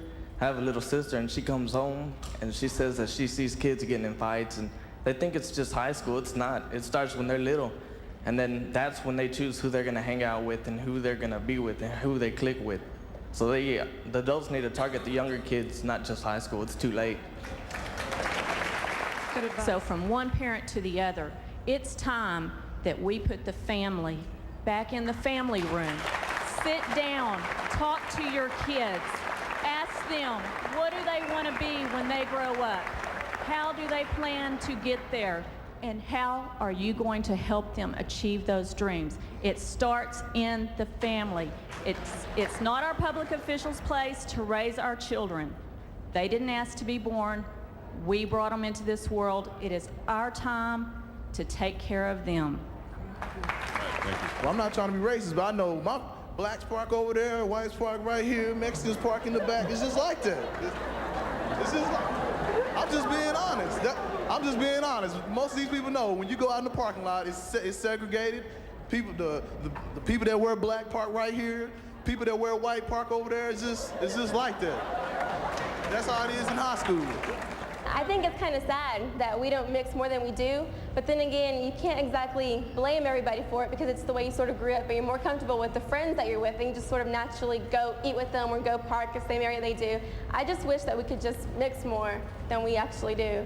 Parents and counselors and principals and administration, guys, I just want to say to you, you don't need to just pay attention to the kids who are getting in gangs and who are getting involved in those kinds of violent actions. You need to pay attention to the kids who look like they're falling back and they're crying inside. You need to pay attention to those kids who look like they're ready to commit suicide, because that is another big cause of death among teenagers in this country. We do want to talk to you, and we do want to reach out whenever you're down or when you're depressed. But a lot of times I think our efforts are felt to be rejected, or maybe it's felt that we're being intrusive. So my question is to the teenagers, how can we communicate with you and let you know that we're available and that we want to support you as much as your friends do? I personally believe that also, no matter how many times you approach the teen or the peer, they're not going to accept it until they are ready. And the more that you push, the further you're going to push them away. I think you need to just find anybody to talk to, because bottling up your emotions is unhealthy. You know, it can cause you to get stressed out and just enraged sometimes. And if you don't have any friends, you know, talk to God. If no one else is there, then that's the only person you can turn to.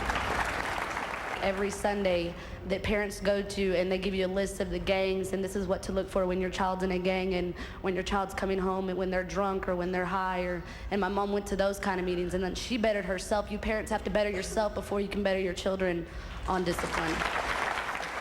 I went through life just stumbling and bumbling until I was 35 years old. And then finally I got some treatment. And the best way not to do drugs or alcohol is not to start them. We can do all the just say no and anti-drug things, but as long as our parents are not taking the role that they need to, it's still going to happen until the parents really take the role and say that they need to do this and say no, then we won't get anything done. Teens really want some stand-up parents. Yeah, we don't want to just walk all over them. That's not their job. Well, let's call now on our panel of adult experts from left to right. Dr. Michael Dixon is a Fort Worth school psychologist. Joyce Ann Strickland is the executive director of Mothers Against Teen Violence. She lost her 19-year-old son, Chris, in a murder in 1993. And John Matthews is the executive director of the National Community Safety Institute, and he is a school safety expert. And let's talk about what parents are thinking and how parents can help teens who are struggling. From your various areas of expertise, what are parents supposed to be deciphering from what we just heard?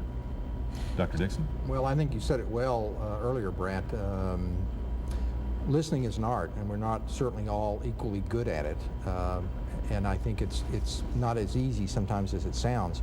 But I think we do need to try to stay connected to our kids, and we need to know what's going on in their life, and we need to sort of not take no for an answer. You know, how was school today? Okay.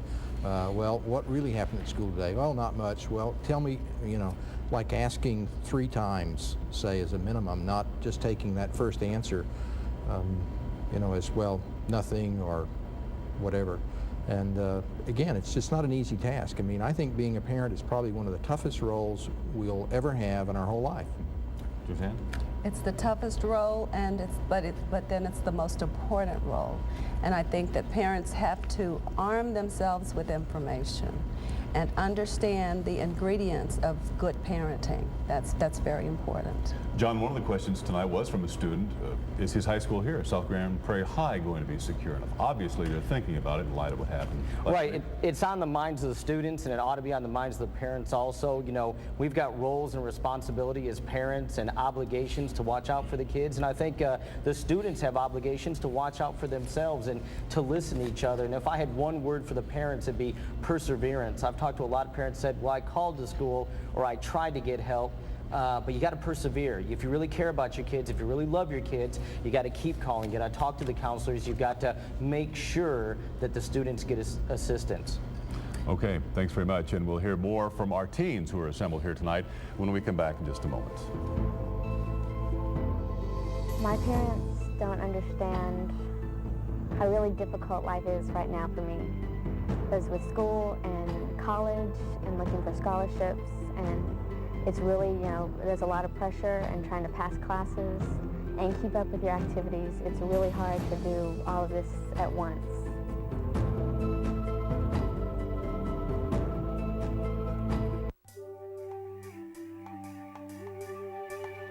Hi, welcome to Bassett. At the Bassett Birthday Sale, enjoy innovative furniture design and quality craftsmanship and pay no interest for 12 months.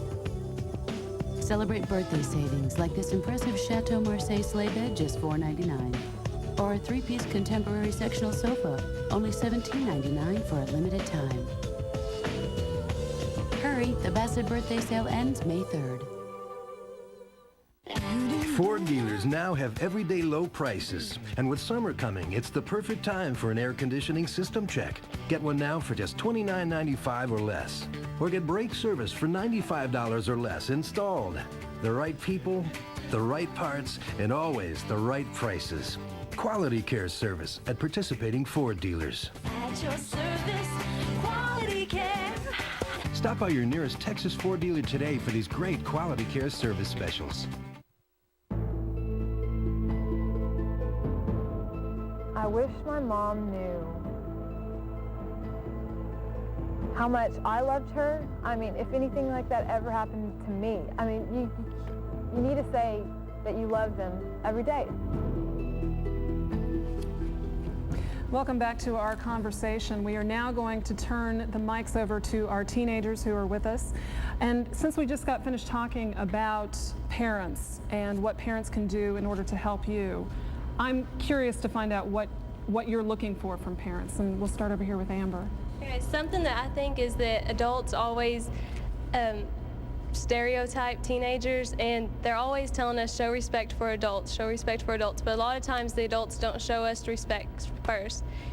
But I think if parents would show their kids more respect, then they would get more respect back. Anybody else have any thoughts on what they want from parents? We're going to just let her pass it down. When we said we were giving them the mic, we were literally true. Right, exactly. right behind. Okay. Thank you, Olivia.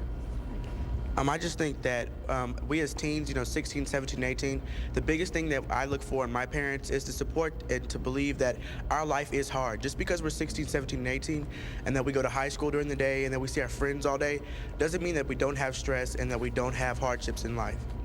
Let's go over here. When we were talking earlier, everybody agreed that it's the toughest time right now in 1999 to be a teenager than decades previously. Why is that?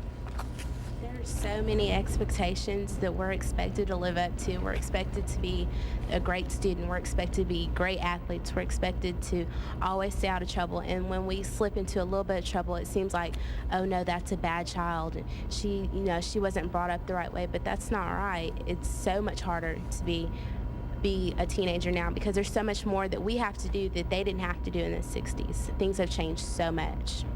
What about this side? Julius?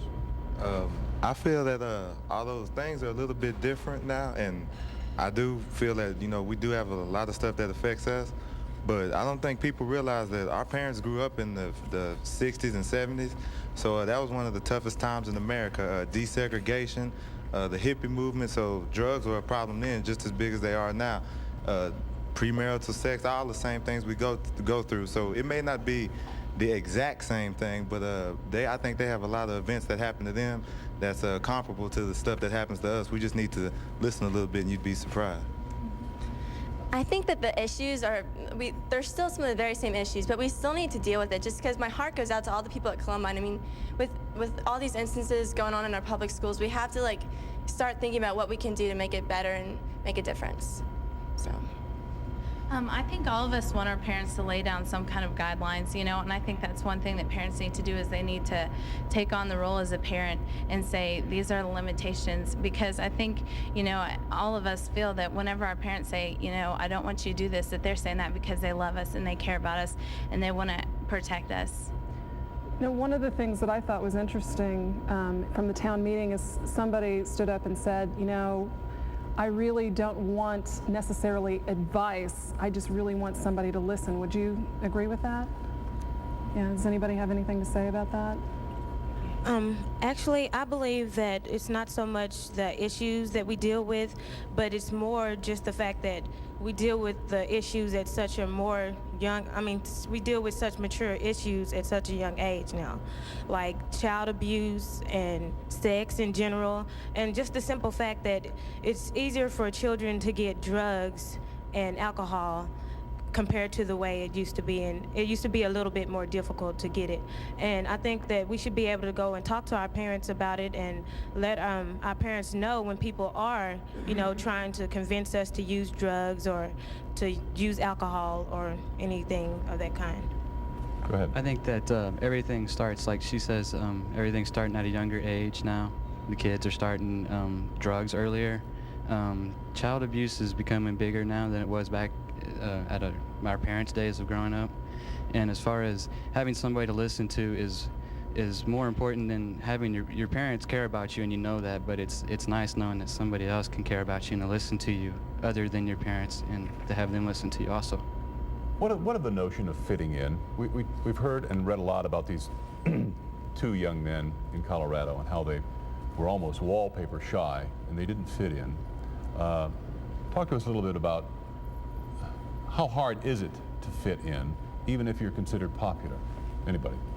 Go ahead. I mean, it's not necessarily whether you fit in or your popularity or whatever, it's just the different cliques. I mean, if you wear a certain type of clothes, or the amount of money your parents make, or the extracurricular activities that you're in, I mean, just the type of people that are in those, and then people just judge people in what they do, what they believe in, and then that just, I mean, you just base it on different types of things, different interests, and then that just goes on with just talking about people, making fun of people, and then that just goes on from there. Go ahead. Okay, cliques nowadays are just not open. They won't accept you on different things, especially if you're new to things or if you're just new to a school. They're not going to accept you because they've been so set in their ways for so many years that it's just, they won't let anything else in. People aren't opening their minds to different things and there's so many more things out there that they can do, and they're just so closed to what they've been used to that they're just not being open-minded enough to let other people in, explore new ideas. So do you think there are any solutions in terms of if you feel like an outsider? I mean, how do you try and belong? What do you do? Yeah, what do you do? I think that it's important for schools to offer a lot of extracurricular activities, but I think that because that gives everyone the chance to fit in with something, you know, whether it's art, or whether it's band, or whether it's sports, or any type of leadership activity, that gives everyone the opportunity to get in with a group and to meet some kids through that. Dr. Dixon, could I just ask you real quick, what's a parent to do who's got a teen with a fitting in kind of problem? Well, I think this young lady really said something very important, and that is that we, not just the school, but communities and parents need to find things that their kids are interested in. They need to promote whatever particular talent or interest that the child has and see that they have a connection. I think it's very important that we maintain these things, and especially in light of TOS and all the emphasis on that. Kids need connections. Okay. Where's the mic over here? Go ahead. I was just going to say that as far as the cliques and stuff go, you know, you just need to find somebody with similar interests as you. I mean, there's always somebody to talk to, and you always need somebody to talk to because that probably would have stopped all this stuff that happened in Colorado or whatever. If they just, you know, just got down with somebody and just let it out, it probably wouldn't have never happened.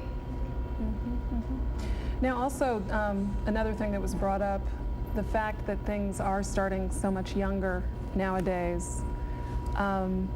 If a parent, let's say a parent feels that they want to start a conversation with their teenager, they haven't been as close as they think they could have been, do you have any suggestions for how parents might be able to approach their teens? Yes, Olivia? Yeah. Go ahead. I really believe that many parents don't think they can make a difference because they can't exactly relate to their children or their teenager or the young kids. But a friend once told me that in the world you are somebody, but to somebody you are the world. And everybody needs somebody, and if they were to pay attention to their children as if they were the world to them, then it wouldn't make a whole lot of difference. That's good advice. And parents should just be themselves. They shouldn't be intimidated by what's going on in society or what their kids are going through.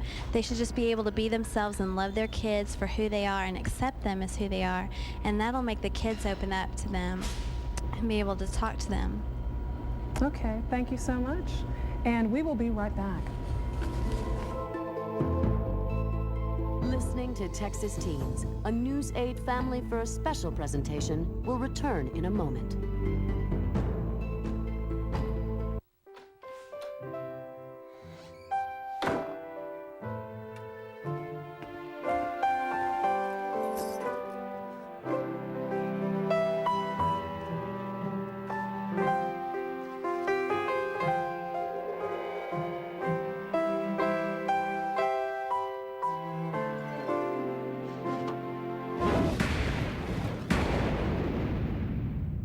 Lotto Texas jackpot start at $4 million.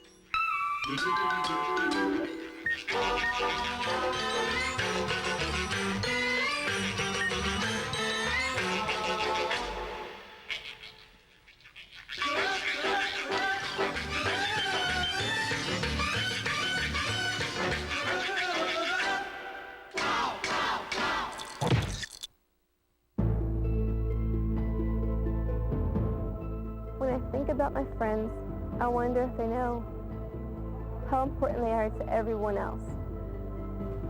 Every single one of my friends has played a big part of my life. They're a major influence, and without every single one of them, I'm sure I would be a different person now. As we found with our Family First Town meeting earlier tonight, there just wasn't enough time for all the people who wanted to talk and all the many very good thoughts, but we are out of time right now. We want to thank these teens who stayed up with us tonight and shared some of their thoughts with us, and helpful they were. We also want to thank our panel of experts for joining us tonight and giving us some of their insights as well. That's right, and we should say that our town meeting and this special program are just the beginning of what needs to be an ongoing dialogue in schools, in communities, and in families. Instead of pointing fingers, what we learned tonight is that we all need to talk to teenagers, not at them. And more importantly, we need to listen to them. Yes, a special thanks to South Grand Prairie High School. And once again, thank you so much to all of our guests for joining us. And thank you for watching tonight. Have a good evening.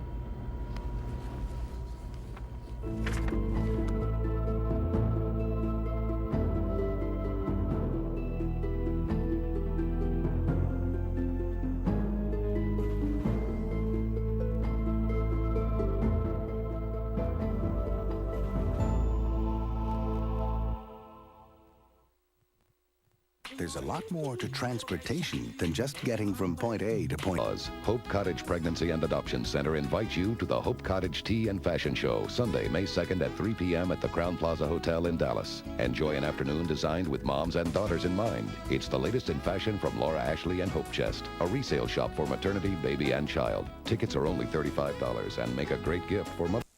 Somebody's listening. This are the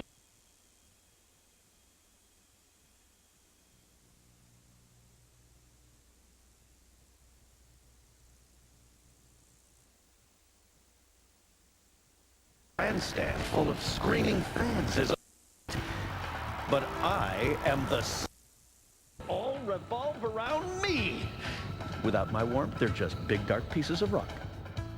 Watch and wager on the Kentucky Derby and enjoy a full day of live racing this Saturday at Lone Star Park at Grand Prairie. The horses are ready. Are you?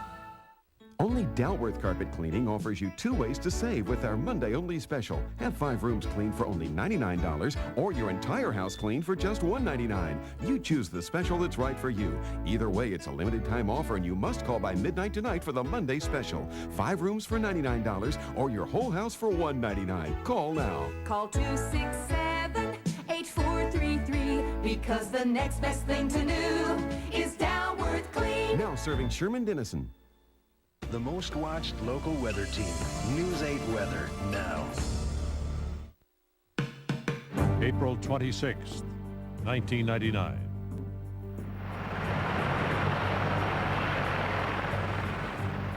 They are awesome-looking machines of war. And in combat, the U.S. Army's Apache helicopters are truly fearsome weapons. Tonight, during a training exercise here in Albania, one of them crashed. A Nightline crew was on the scene when the accident occurred. We watched it crash just over the hill here. Everyone, as we have said, is out safely. And we'll have an exclusive report as we begin our series from the region. Foxtrot 6-1, this is Charlie 4-7. Texaco is clear with 5. Roger. Tonight, at the brink, the constant danger. From ABC News, this is Nightline. Reporting from Tirana, Albania, Ted Koppel. The U.S. Army's Apache helicopter has taken on near mythical proportions. No single weapon system could possibly meet the expectations that have been whipped up these last few weeks, mainly by us in the media. The arrival of the Apaches here in Albania has been eagerly anticipated and repeatedly delayed by congested air corridors filled with relief flights, by bad weather, by the need to bring in additional weapons that operate in conjunction with the Apaches, by the need also for ground troops to protect the helicopters wherever they are based. Then, too, the Apaches provide NATO forces in the region with fresh military options. These helicopters will bring the war much closer to Serbian troops in Kosovo. They have the firepower to destroy armored personnel carriers or tanks, the agility and the armor that permits them to fly low in pursuit of troops on the ground. Tonight, during a training exercise about 50 kilometers from here, one of the Apaches crashed. Forrest Sawyer and a Nightline crew have been covering the exercise and were there. Ironically, it began as a training mission to rescue a downed pilot. Today we're going to simulate a real-world injury, and we're going to insert both security and medevac assets to bring them out of the downed aviator point. Apache gunships would fly lead. Behind them, Black Hawk support teams. We traveled with a squad trained to provide ground protection until a medevac could arrive. It went like clockwork, the security force fanning out. Our guys are sitting up here. One soldier playing the role of injured pilot. How bad are you hurt? Pretty bad. Our camera picks up an Apache flying escort. Its tail dips down. Cameraman Fletcher Johnson pans away, then back to catch the Apache as it drops behind a small hill. A few seconds later, it explodes.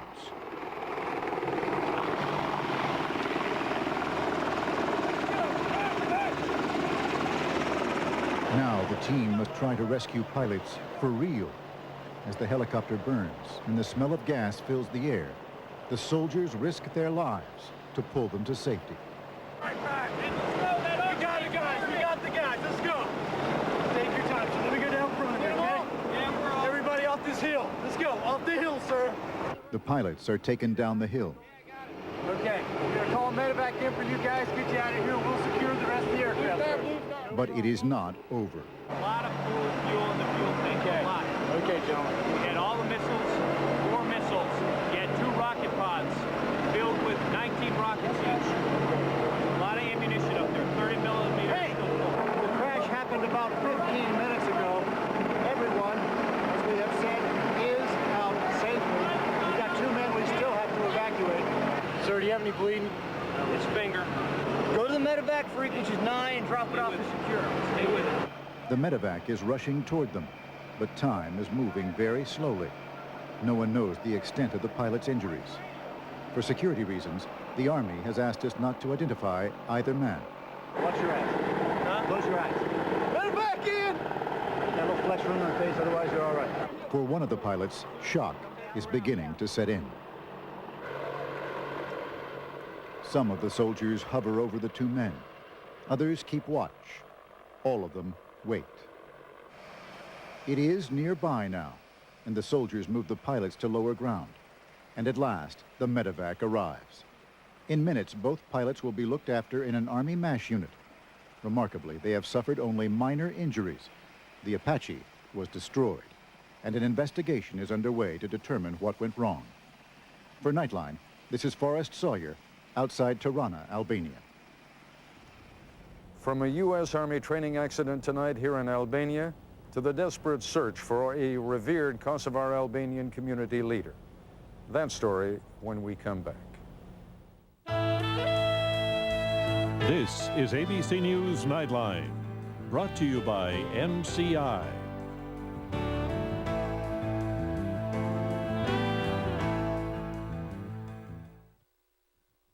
Michael, I say Michael, would you like to hear a bird call? Sure, Foghorn. With MCI, a bird can call for just 5 cents a minute every Sunday and 10 cents a minute all week long. Now that, my friend, is a beautiful bird call. The bird thinks he's a comedian. Now stop stealing my material. Call 1-800-Sundays to sign up. Don't get me riled.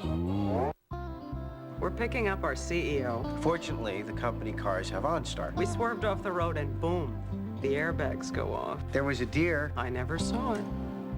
Seconds later, an OnStar advisor calls and says, I just got a signal, your airbags went off, should I send an ambulance? We were fine, but she called for a tow truck and a limo. Good thing I called OnStar. OnStar called us. Oh, right. The one-touch connection to people who can help. OnStar. Call 1-800-OnStar-7. Tomorrow, could it have been worse? What don't we know about the teenage gunman in Colorado?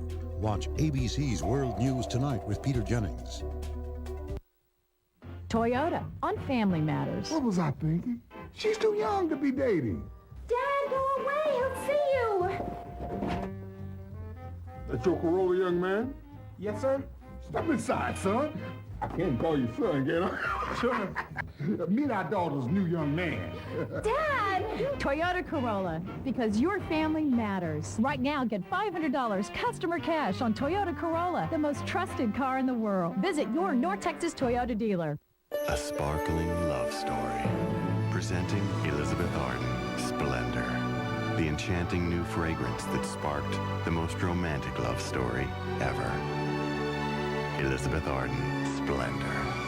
Pick your gift. Now with any 1850 purchase, choose your 8-piece gift of makeup, skincare, and fragrance from Elizabeth Arden. The choice is yours, and take it all home in a springtime cosmetics bag. At Dillard's.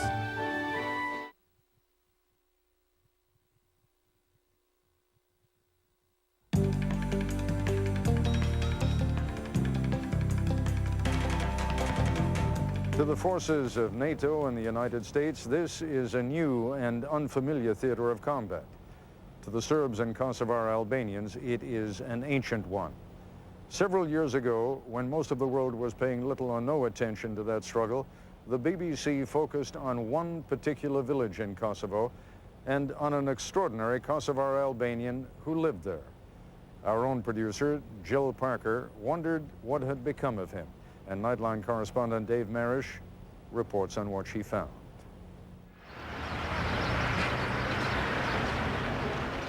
The search for Mohammed Shala began at a refugee camp called Rashbul. It's a small camp and an easy place to find someone. For example, Mohammed's cousin. Had he been there as advertised, that is. Instead, there was Salman Baitucci, who had worked with Mohammed in their old hometown of Suvareka. I've known him for the last 10 years, Baitucci said. He was a very good economist and a friend. Mohammed Shala's good work couldn't save his job at Suvareka's massive Balkan rubber plant. When Slobodan Milosevic's Serb nationalists began throwing Kosovar Albanians out of their jobs, they started with executives like Mohammed. So he became a simple farmer. But Shala had a second strike against him. He was political, a local leader of the Democratic League for Kosovo, the kind of man whose conversations with his friends often turned to the beatings that Serb police had given them. By 1993, when he appeared in this BBC documentary, Mohammed Shala had become a target. The Serbs have always wanted to kill people who stood out, who thought about developing the economy and advancing Kosovo's cause, said Mehmet El-Shani, or at least to drive them from the political and economic scene. But that was then, in Kosovo. Did either man know where in Albania Mohammed Shala was now? No. They did know one thing. Mohammed's cousin, Emir Shala, had recently been relocated to the industrial town of Elbasan, a 3-hour drive over the mountains. With 7,000 relocated Kosovars in Elbasan, the local TV station is used to helping out. They put out a message for Mohammed's cousin Emir and sent us on to the mayor's office and their register of refugees.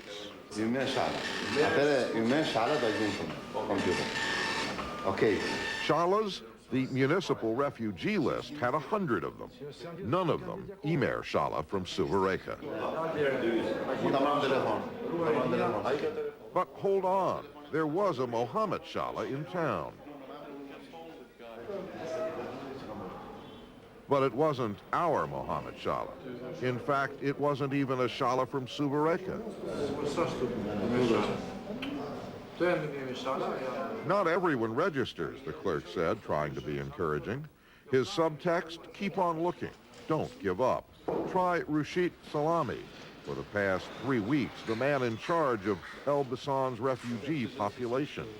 Elbasan may have no money to repair its roads, but it is trying hard to provide some comfort and shelter for its new neighbors.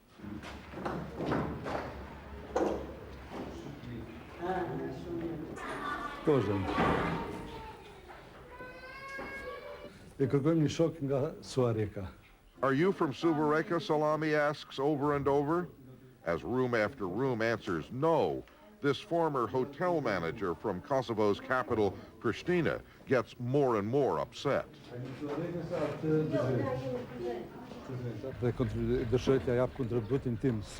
I'm not helping because I'm a refugee, he says. I hate when people call us that. We've been expelled. I'm just trying to make a contribution, no matter how small it may be.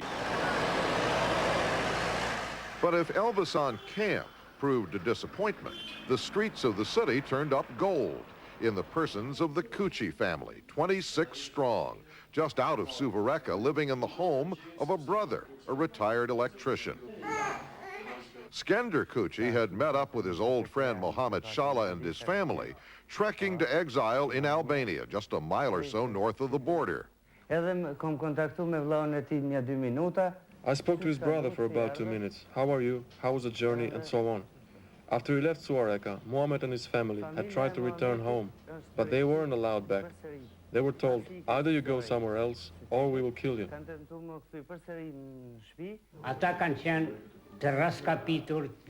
They were exhausted. Tired, in really bad shape. Some of the family had to be carried because their feet couldn't move anymore. I don't know whether they made it or not. That morning, the Kuchis had also bumped into Mohammed's cousin right there in Elbasan. But by the afternoon, Their best efforts to track him down again had not succeeded in the slightest. There was another road to try, the one that led to the Adriatic coast, an area that in better times is a beach resort. But this spring hosts yet another refugee camp called Mali Robit. In the camp register, there was no shortage of Shalas, but none of them was called Mohammed. An Italian volunteer working at the camp offered to take us to one Shala family. And they did have a relative named Mohammed, but when they brought out his picture, we knew he was not the man. You may know him. A neighbor in the camp, a former school headmaster, was consulted, but no luck there. Moments later, though, an old man appeared, Yatish Shamali, Mohammed's father-in-law. I saw him in Kukas more than a week ago, before I came here, he told us. And another friend in the camp added, he is alive. Shamali walked slowly across the camp to his tent to introduce his wife, Hava, Mohammed's mother-in-law. The elderly woman had been shattered by the family flight to Albania. Especially hurtful was a robbery at gunpoint, perpetrated by Serb former neighbors. They put a gun against my son like this, and when he took out his money, they smashed the window of the car and hurt him. Hava Shamali said she would rather have died in her own home than seen her family scattered across the Balkans. But at least she was sure that her daughter and son-in-law were still alive in the Kukas camp near the Kosovo border. They wanted to come down here, but they couldn't. They had nothing, no clothes. They even gave the one bag they had with them to us to take across the border because they couldn't walk. Their feet were so swollen. It's easy to find Mohammed, the Shamalis assured. Just go to Kukas, over the mountains to the mosque. He's got lots of family there. You'll see.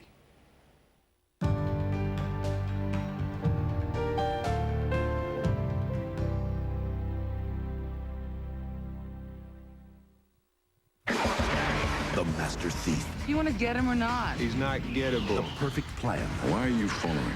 I've got a proposition for you. The ultimate prize. $8 billion in total. It's doable. Sean Connery, Catherine Zeta-Jones, Ving Rhames. This is for real. You're playing both sides. You want him? I'm going to get him for you. You change partners. You change rules. Entrapment. Rated PG-13. The trap is set. Friday. There's big news in the shipping business. Now there's a shipper that confirms your packages were received.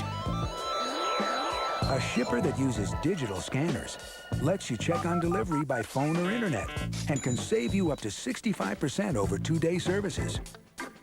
Which one is it? The U.S. Postal Service. Introducing delivery confirmation for priority mail. So, now what's your priority? Like an eagle. I like web TV because I can email pictures of the kids to my mom back in Iowa right through the television. That'll make her day. Of course, I don't have any kids of my own yet, so I'm going to use this phony television family to help me demonstrate. All right, people, smile. Now I'll send it to Mom on her web TV. It'll freak her out. Dear Mom, I'll explain later. Love, Tombo. Web TV service, the internet, television, and more. Coming up. He thinks you're into some sort of kinky sex, apparently. Why me? She was married to a gay guy, for God's sake. Painfully honest, politically incorrect with Phil Maher coming up. They have substance, integrity. They're the individual pieces that contribute to a greater good, making lives less worrisome, futures more secure. They are the agents of New York life. Their humanity is the stone with which this company was built. They are why New York Life is the company you keep. Oh, Mervin's California, the super sales on.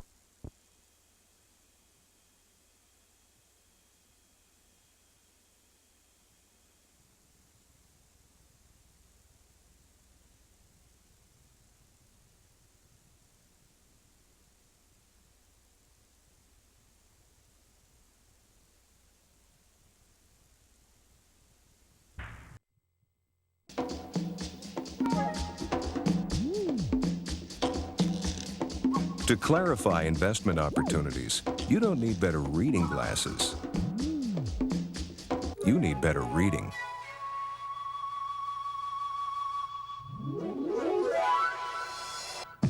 Barron's.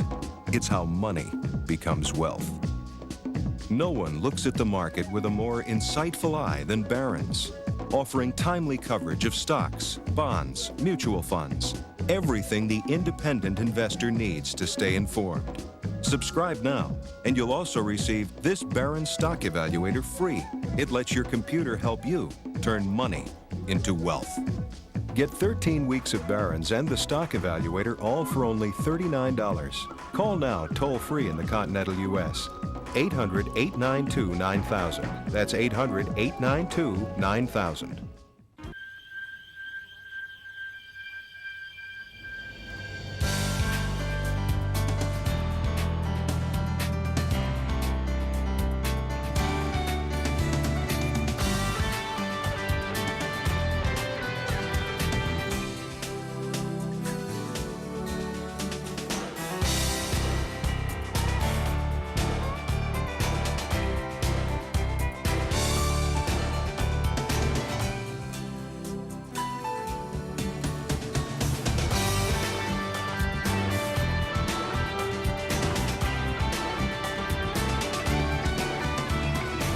Come to Arkansas for whatever kind of vacation you're looking for.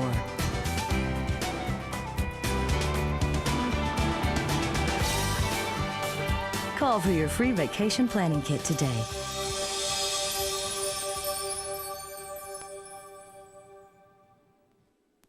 TXCN is brought to you by TCI. Now more Texas news. Letters of comfort from hundreds of Dallas school children are on the way to Littleton, Colorado. Students at O.M. Roberts Elementary are creating nearly 100 sympathy cards for the victims of the Columbine High School shooting. The cards contain poetry, pictures, and prayer. They'll be sent out in Wednesday's mail. Boosting test scores and lowering the dropout rate are among the top priorities for Dallas Public Schools in the next 5 years. It's part of a program called Vision 2003, and Monday, school leaders met in downtown Dallas to discuss the plan. About 600 people showed up to hear the district superintendent map out the ambitious goals for the district, including improving academic scores and reducing discipline problems by 25%. Not Dr. Jim Huey's plan. This is not the school board's plan. This is our plan. This is the community's expectation. These are the ways and if you will, the means to the end of getting our youngsters prepared for the future. The district has some obstacles to overcome, including a shortage of 1,000 teachers. They've got to hire that many before fall. Littleton, Colorado, and now 3 reported bomb plots in Texas: Wimberley, Fort Bend County, and now Wichita Falls. Why is it that boys have such a fascination with explosives, often leading to destruction and pain? There are many theories, but a lot of the reasons appear connected to a lack of love and direction. KHOU-TV's Terry Elliott tells us it's a combination that can have explosive results. A young teen videotaped by a friend places an explosive device in a neighbor's mailbox. It happened 5 years ago in Kingwood. I think that the basic thing behind all of this is power. Sometimes the power turns destructive. The 2 teenage gunmen in Littleton, Colorado carried dozens of bombs that were set off inside a high school. Assistant ATF agent Dewey Webb studies bombs and their makers. Right now, the most common device of in all bombings is the pipe bomb. Webb says most young bombers are intelligent. Many are loners, and almost all of them start out making bombs as an experiment. The ATF tells us juveniles committed more than 1 in 3 bombings in this country. Psychotherapist Teresa Alguez Espinosa says their troubles often start at home. If somebody loved them along the way, if somebody told them you're special, you're somebody that's valued, then they will feel valued themselves and they will value other people. She's also concerned young teens spend more time playing violent video games than they do interacting with their families. That may explain why many troubled kids feel no remorse for their victims. Terry Elliott, 11 News. Now, here are some warning signs experts say may be linked to young bombers: insensitivity to others, anger, expressed desire for vengeance, and isolation from peers. Well, stay tuned now for the latest on your forecast and travel weather. Kevin Selly's up next from the Texas Weather Center.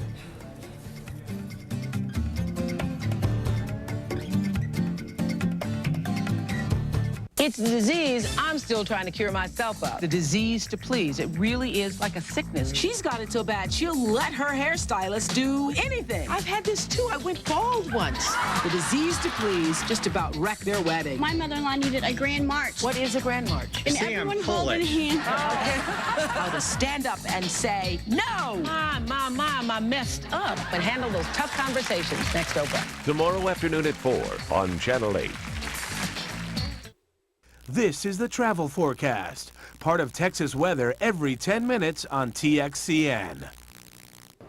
Well, here's a thunderstorm outlook for tonight across the country, including the local area just over the Red River in Oklahoma. Possibility for some strong to severe storms really for the next several hours on through the evening. And then the orange area from southern Missouri, good half of Arkansas through Memphis, most of Mississippi and Louisiana, possibility for severe thunderstorms. Again, those are the areas in orange. In yellow, just a possibility for general thunderstorms really for the next several hours. The big storms that blew up in central and eastern Texas this morning now clearing the southeastern part of the state, and drying will continue to follow those storms out as we go through the next couple of hours. So here's the forecast for Tuesday. Look like lots of sunshine and warming up nicely across the northern part of the state. We'll start out around 54, go to an afternoon high near 84. Very warm in the San Antonio-Austin region, 91 the high, and partly cloudy 88 in the southeastern part of the state. Traveling, here's some U.S. city forecasts.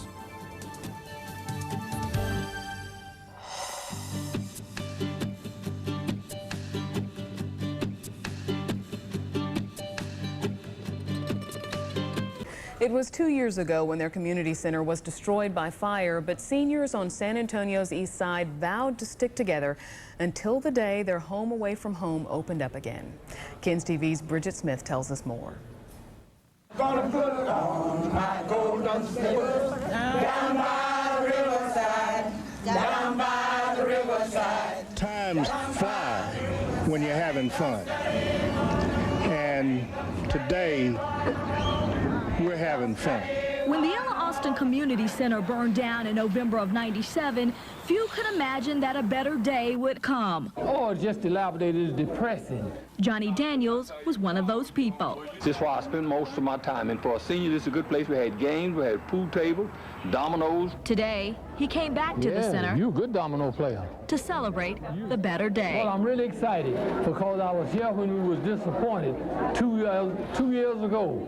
So now we're back in business. As seniors, any of us move into our senior years, we have friends that pass away, family members that move away, and so there's always a need for some place to come. So even after all the formalities that come with a grand opening, there were still some here who had a score to settle from 2 years ago. Yeah, we're going to hoop you boys real good now. I don't like to stick around the house too much, and I get away from home because my wife always says, honey, do this, honey, do that. So I get away from home because if you play down, it was relaxed. No money, no money. I hoop them like I usually do. They know that. The guys know that was going to happen. And it sounds like the spirit is in full bloom, just like the new Ella Austin. Thank God for us to be back together one more time. Bridget Smith, KENS 5, Eyewitness News. Great story. Well, stay tuned now for more Texas news and your forecast every 10 minutes. I'm Deanna Dewberry, and this is Texas Cable News.